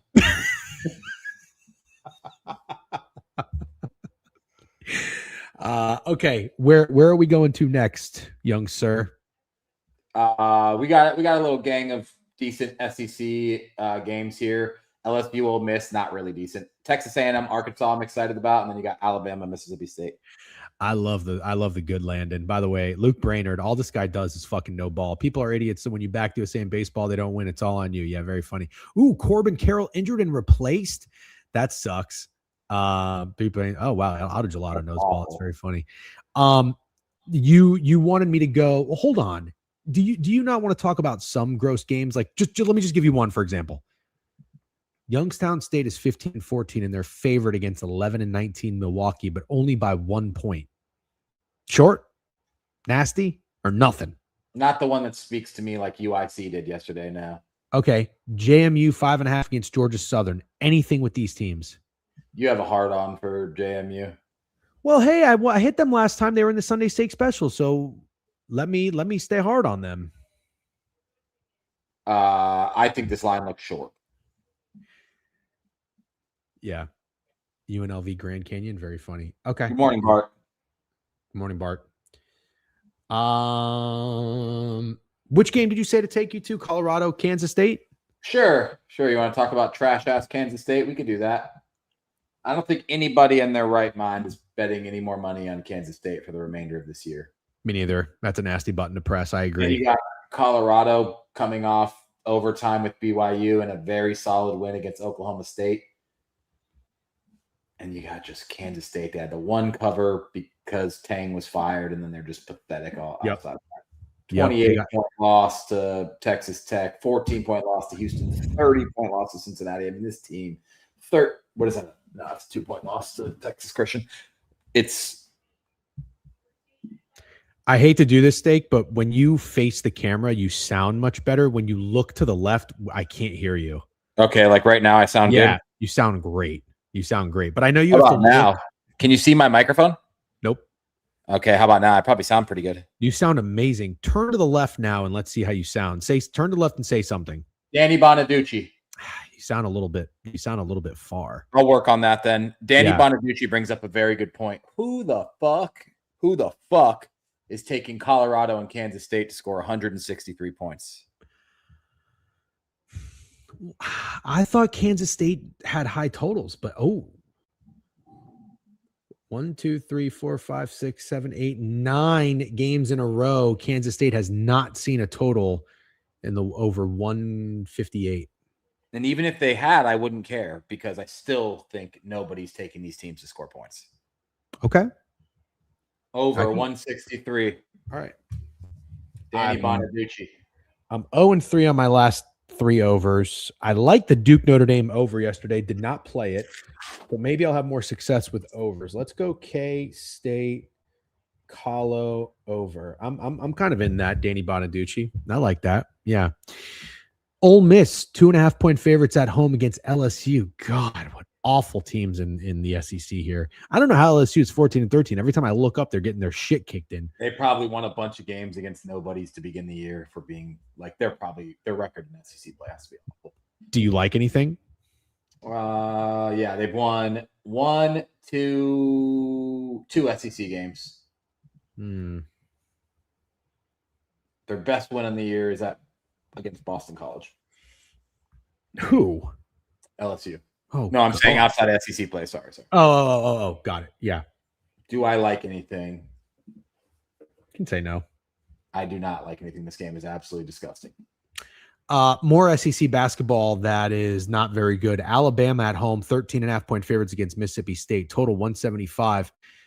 We've seen Alabama go over 183 total before with Arkansas, so nothing surprises me with their totals. Mississippi State, maybe Streets are talking, man. The streets are talking about Alabama. Streets are talking. Very mediocre start to the year. I don't know. When I tell you what they've been doing, you probably won't want to fade them either. Win against Texas A&M, win at Auburn, 20-point win at Ole Miss, 14-point win at home against South Carolina, that overtime win against Arkansas, incredible game.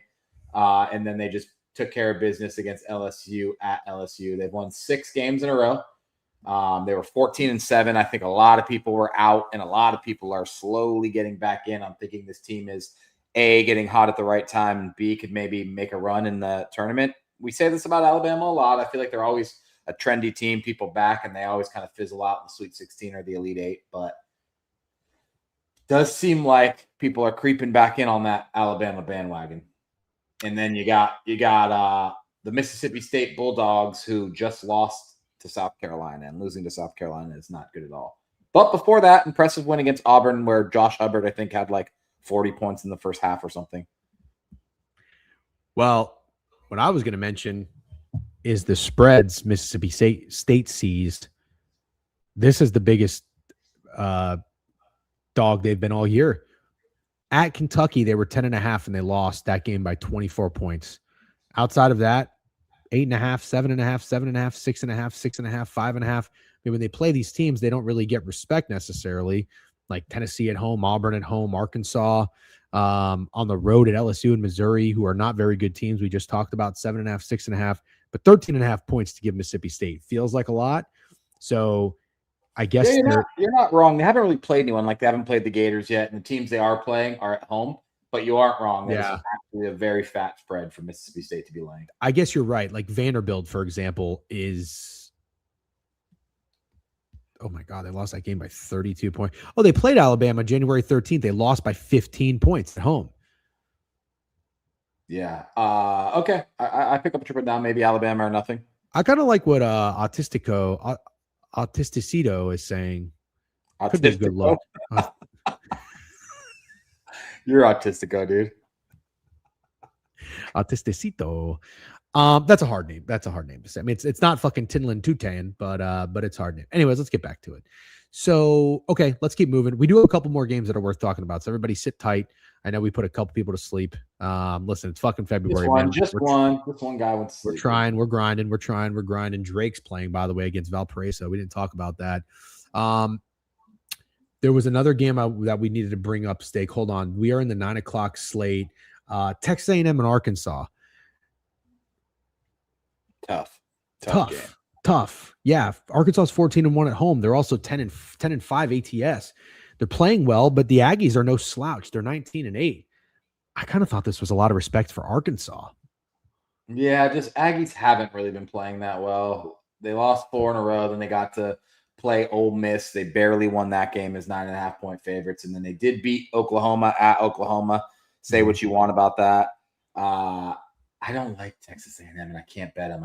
I can't bet them. It would be Arkansas or nothing for me. So this feels like Cincinnati, Texas Tech tonight. I think Texas A&M comes out strong to start this game. It's at 9 o'clock. I do fall asleep early. By the way, 91 sleep score yesterday. I fell asleep at like 9:30. Felt great. I think Texas A&M, this could be a live play. Texas A&M comes out strong. Arkansas ends up winning and covering. That's what I would look. If I'm still up and paying attention and locked in, that's what I'll do. So you're looking to live bet Arkansas. Yep. Talk to me about Iowa and Ohio State. We already know who Biev's going to be on this game. It'll probably be the only underdog he's taken. And if they don't win, he'll bitch at you, me, Rav, or Trent, anybody but himself. But Iowa, 7-point favorites. Oh, actually, it's a collision of Shady Biev's two teams that he always bets on. So total 141.5. Ohio State has looked better. It's Iowa, actually.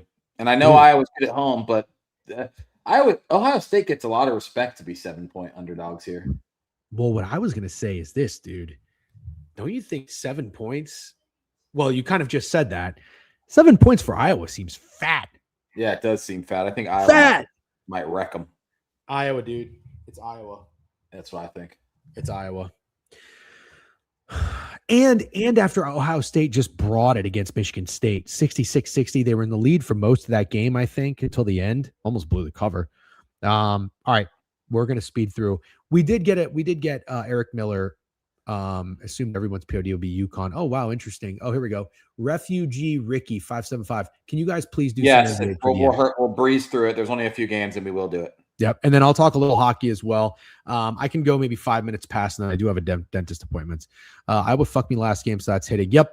That's how it goes. And also, Ramble, if I'm not mistaken, Washington fucked you the last game they played, and then they cover against Rutgers. There's something to it. Something there. No. Something there. Oof. Did you see the Ramble POD yesterday? One of the worst pushes I've ever seen. Did you see? Oh, yeah. I think I told you about this. I was like, I took NC State like a fucking idiot. MJ took the under. That was a very sharp play. And I feel awful for saying that because the jinxes are alive and the jinxes are well. Dude, it was like 32-18 at halftime. 51 points at halftime and 100 in the second half. No overtime. Just filthy, disgusting beat. Filthy. Oh, bro. Sports betting's a bitch, dude. Yeah, it just is. And college basketball is like, oh man, it's hard. It's really, all right, tempo and pace. Wisconsin, Oregon, then the NBA. Wisconsin, Oregon. So Wisconsin is laying 5 on the road against Oregon here. Oregon 10-17, 8-7 at home. Wisconsin 19-8. 4-3 on the road, but Wisconsin is covering. They're 5-2. Let's see how they are as road favorites, though. At Penn State, 5.5. They won by 27. At Minnesota, 1.5. They won by 3. That's kind of it until TCU in November, but that doesn't really matter. Off a big win at home against Iowa. I don't know, man. I don't really have a read in this one. Short? Yep. Short. I like Oregon. Oregon's just not good. You know, they're not even good ATS, dude. They're 9-18 ATS. They're I don't think Wisconsin's as good as they've been playing, and that's more what I want to lean into. Dude, what about a fucking, here's an MJ play. What about a fucking Wisconsin team total under? I don't hate it. I just don't really have a read on the total. So okay. It's tough. just to point out, because Slack Packs mentioned it for like a 2-team money line parlay, I would put Iowa money line in there. Yeah, well, Pack's fucking saying fade the fan, and then telling you to put Wisconsin in the money line parlay. Slack Packs is contradicting himself. Yeah. No, Slack Packs is on my shit list, by the way, because he called me fucking Hitler 17 times in the stream yesterday. Yeah, well, that's just accurate, but the fade the fan thing is funny. Oh, you shut the fuck up. All right. I like Georgia. You like Vandy. Let's do a quick recap, talk some NBA, and then I will talk a little NHL. Let's talk NBA first, actually, because we're running out of time. Fuck the recap. We'll put out the fake sharp sheet. Oh, yeah, we put out the fake sharp sheet. You're right. Thank you very much for reminding me. You're right. Fuck the recap. Oklahoma City on the road against the Pistons. Obvious bounce back spot. For the Pistons? And the Thunder. Dude, Thunder are off of back-to-back, and nobody's probably going to play. Oh, boy. Back-to-back wins on the road for the Thunder with no Williams or SGA. They beat the Cavs. Very impressive win. And then a pretty dominant win against the Raptors yesterday as underdogs, even though they let them get back into that game. The second they let them get back into that game, they shut it down. Like, they went from being up 3 to up 9 in a matter of seconds.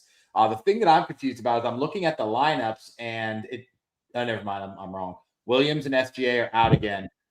Nobody is out for the Pistons except Isaiah Stewart, who I guess is still suspended, or is he injured? No, he's injured.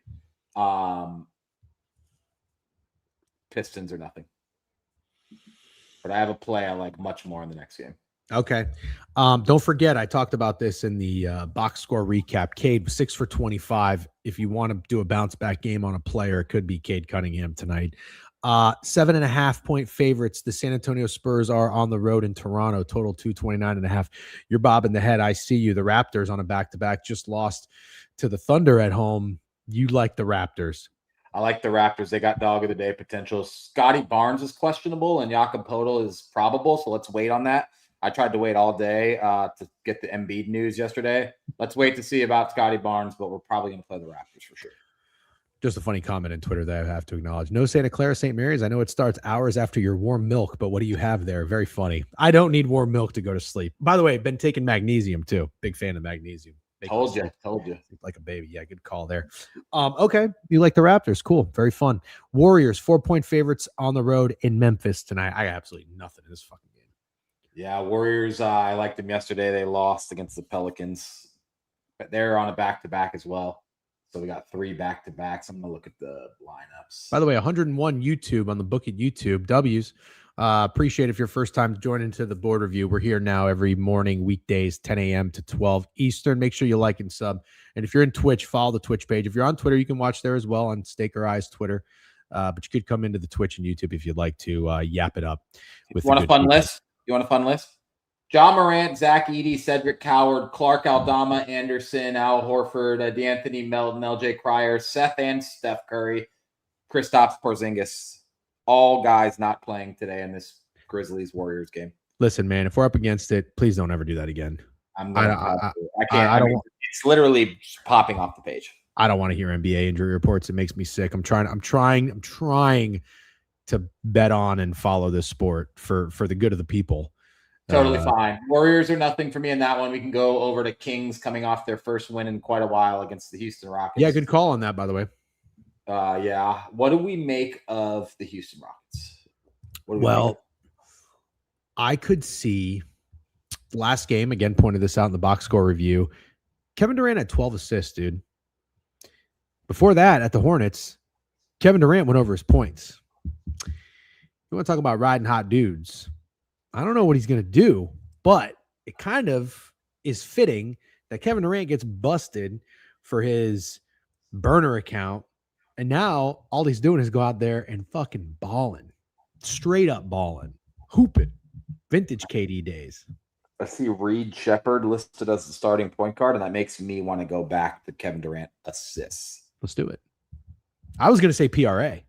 Yeah, PRA. I'm down to do PRA as long as we don't take the assists out. I'm fine with the play. No, I don't want to take the assists out. Let's do that. Kevin Durant is our hot dude we ride. Maybe on the fake sharp sheet, we need to add a hot dude every day. Who is the prop? No, we can do something separate because I want to do a picket squad ride in the NBA. I think that'll be fun. And we'll do player props only, or we'll just do a couple hot dudes. Yeah. Who is the props website that sponsors with Book It? Is it props.cash? I think so. If there's a chart, I would say go look at Kevin Durant. Let's see what his PRA is. And that's probably something that we'll be riding. Milwaukee, 8-point dogs at home against the future Eastern Conference champions. It's too bad you didn't get them at plus 340 because I think they're 3-1 now. WCLV, catch it. 227. Cavs are -8 in Milwaukee. What do you think?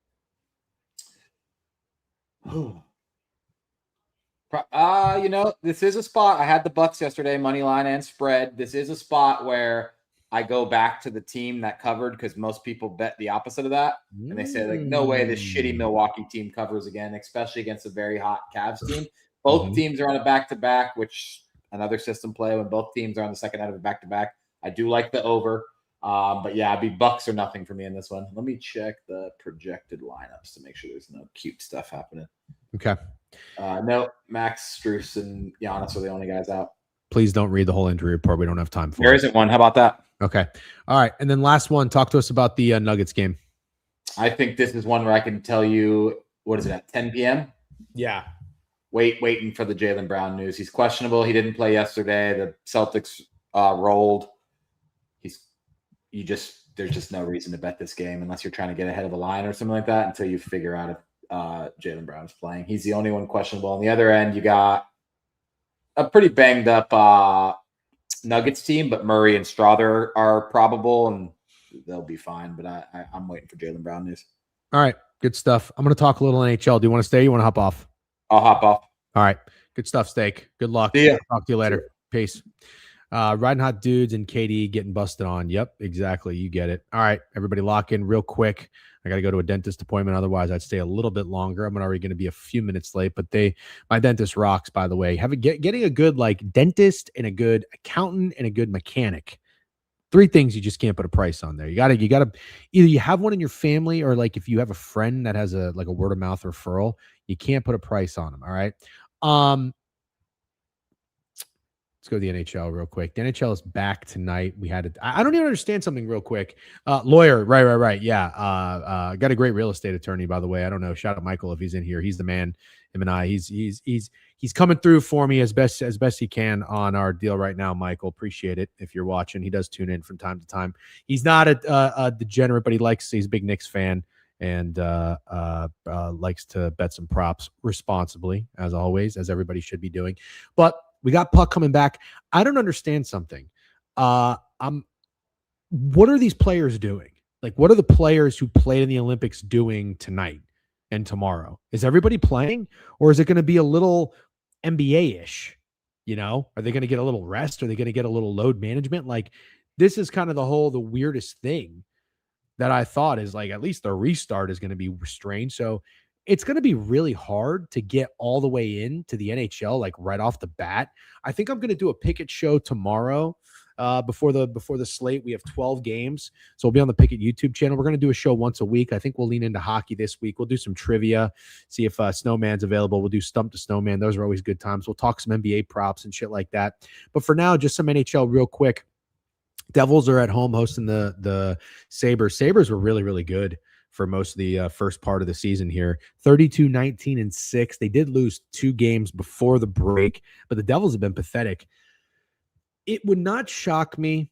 It would not shock me for the Sabres to be the Sabres and basically go from being a really, really good team in the first half of the season to be an underwhelming team in the second half of the season. It would not shock me. Do I think that's going to, do I want that to happen? Am I going to bet on that to happen? Absolutely not.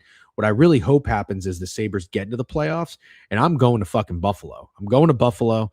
Love Buffalo. Love the people of Buffalo. Good people. Salt of the earth. I'm a Rust Belt guy, and I want to go to a Sabres game. I've never been to a Sabres game. Been to a Bills game, but I want to go to a Sabres game, a Sabres playoff game. I will absolutely do that. So I'm rooting for the Sabres, but it just wouldn't surprise me, So I'll leave it at that. The Capitals are at home, 145 against the Flyers. The Flyers were a team I liked coming into the season, but the Capitals are one that I cannot figure out. When I respect them, they suck. When I disrespect them, they're incredible. I'm going to leave this one alone. But what I'd probably do is take a shot on a team like the Flyers, Did they have anybody playing in the Olympics? Like, who are the teams? This might be a square narrative, but I mean, I'm really trying to fucking grasp at straws here, because what else are we going to do? We're betting on the NHL right after the break. Who are the teams that had the least amount of players play in the Olympics? Let's bet on those teams.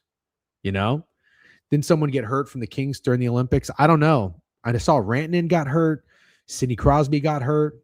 Caps only had like 1 or 2 players. Got it. Okay, thank you, golfing Stars fan. Russell said they had a couple. Okay.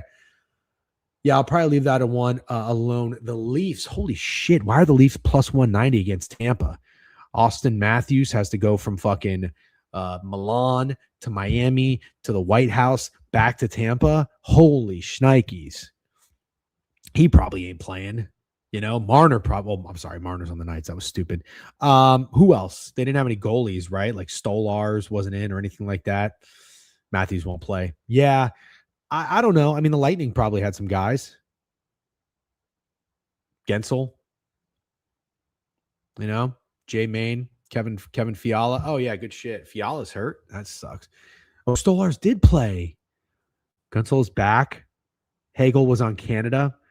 Was he at 11 in Miami too? I don't know. Like, this is really, really tough. You know what I mean? It's really tough. Well, he didn't go. He was at practice. There's got to be some kind of narrative we can lean into here. Maybe it'll be successful, maybe not, but we could play it for a little fun. We can see if we can find something and find any success from these from the Olympics. So it's like teams that have a lot of dudes rested, teams that have players that maybe played in the Olympics but lost and are pissed off. Maybe they come out and score some points. I have no fucking idea.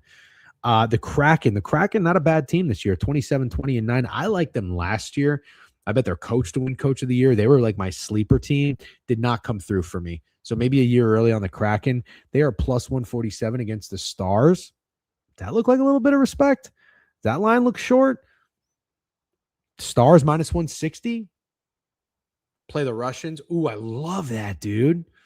Robertson goal. Yeah. What country was Robertson on? Or did he not play? Is he American? Avs have McKinnon and Makar, both guys on Team Canada. Right. He got snubbed for the USA somehow. No shit. Wow. He didn't make the team. Snubbed for the Olympic team. Look at him to explode. I like that. Nobody, bro. He got snubbed. Yeah, that's crazy. That's crazy. Utah plus 110 against Colorado. So the interesting thing here is if Colorado's without Makar and McKinnon, maybe they're not going to play for rest, or maybe they are going to play. I honestly don't know. That line looks really short. I'm going to assume that they're not going to play. That could be a contrarian bet, wouldn't it? Wouldn't that be contrarian? Like, wouldn't the Avalanche be contrarian today? I kind of like when good teams are contrarian, if you get what I'm saying, Oh, they are playing. Okay. Wow, then that line's short. Cole Caulfield and Robertson hammer their props. I like that. Yeah, I like that. The Kings minus 142 at home against the Knights. A lot of respect, isn't it? A lot of respect. The Kings being minus 142. I mean, Mark Stone played. Marner played. Who else? Who's the defenseman that they have? I like him. Oh, God, I can't believe I'm blanking on his fucking name. Who's the defenseman that the Knights have? Veteran. No, Eichel. Oh, Hannafin. No, there's another guy. Theodore. Is Shea Theodore? Is that what I'm thinking of? No, not Hannafin. Maybe I'm thinking of Theodore. Yeah. I thought they had another guy, too. Who did they trade from the fucking... They got somebody from the Kings. Who was that guy? No, not Jones. No, not Eichel. Eichel's the fucking man, though. Theodore is a terrorist. Yeah, that's okay. Apparently, I'm a terrorist, too, so we collab on that. No, not Anderson. They got him last year from the Kings. Or maybe it was 2 years ago. Fuck. This is going to drive me insane. You guys don't know who I'm talking about on the fucking Knights? Not Anderson. No. Nobody knows who I'm talking about. I got to really do have to shut down and go to the dentist, but this is going to drive me insane. Anyways, that's a Pietrangelo. Oh, he's from the Blues, right? Wasn't Pietrangelo from the Blues? Not Anderson. Came for the Blues. That's what I'm thinking of. My bad. Not the Kings. The Blues. Yeah. What's up with Pietrangelo? Is he still on the fucking team? Not Rasmus Anderson. No. Is he still on the team? And did he play in the Olympics? I doubt it. He is god-awful. Pietrangelo is god-awful? Okay, maybe I'm off on that one then. No, not Tomas Hertl. Rasmus Anderson might be the guy today, though. He might be. Yeah, I guess I fucked up with Pietrangelo. Maybe I'm thinking of Theodore. I don't know. But anyways, we're going to stop talking about it. I apologize. Vancouver, he's probably not still playing. Okay, I'm out on Pietrangelo. All right, my bad. That was a bad take. The Canucks, I said Vandy. Vancouver Canucks plus 115 against Winnipeg Jets is hilarious. There's no way Hellebuck is playing this game. No way. But you know what? Who's the backup for the Jets? How funny would it be if this guy fucking stood on his head? Who's the backup for the Jets? I want to take the backup for the Jets to show up and do something. Oh, you're telling me it's Theodore. Maybe it's Theodore. I think I was talking about Pietrangelo, though. I will own the L. I will own the L. Comrie, give me Comrie to stand on his fucking head. Kyle Connor goal or 2 points. Yeah. Okay. Give me the Jets. Give me Comrie to stand on his head. Maybe I'll dabble in a little shutout. The Canucks are terrible. Plus 115. I don't care how short this line is. It's not fishy. He's okay. Yeah. Well, he's gonna shove tonight. Edmonton minus 115 against the Ducks. I don't know. It would be a good game if we didn't have a fucking a 2.5 week break. This would be an awesome game. The Ducks are 30, 23, and 3. They got a lot of guys in their team that didn't play, right? Like Kreider didn't play. But you know what? Their goalie didn't he? Isn't their goalie fucking what's the guy's name that stood on his head for was it the Czech? Was it Dostal? Isn't that their goalie? The Ducks goalie? Isn't it Dostal? Taking Kyle Connor and Kempe for 2 points, Jeff. Okay, good luck. Good luck. I hope you win your bet. Hope you win your wager. Edmonton minus 115. Not going to get them very cheap very often. But you got 2 goals. This is probably why the total 7. You probably got both backups in here, right? No Dostal and no. No. Not the goalie for Edmonton. McDavid. Draisaitl played. What is he? German? What is Draisaitl? German? He played. So Edmonton's top guys played. Maybe they're going to be out. Maybe they're going to play. Take his frustrations out tonight. Wow, these guys are going to go play just like that. That's fucking crazy, man. I'd be so tired and so jet lagged. All right. Anyways, hang out here. I got to run. I got to go to the dentist. Just a cleaning, though. Just a cleaning. No big deal. Thanks for asking. Nobody asked, but I'm just letting you know anyways. Thanks for hanging out. Appreciate it. You guys have a great day. Good luck on all your wagers. We'll do a NHL show tomorrow on the Pickett YouTube channel. We'll talk about that tomorrow, and we'll see you tomorrow at 10 a.m. Thanks again to BK for coming on talking golf. BTL will be here at 12:30. You guys hang tight or go get a snack or something, some lunch, and we'll see you tomorrow at 10 a.m. Peace.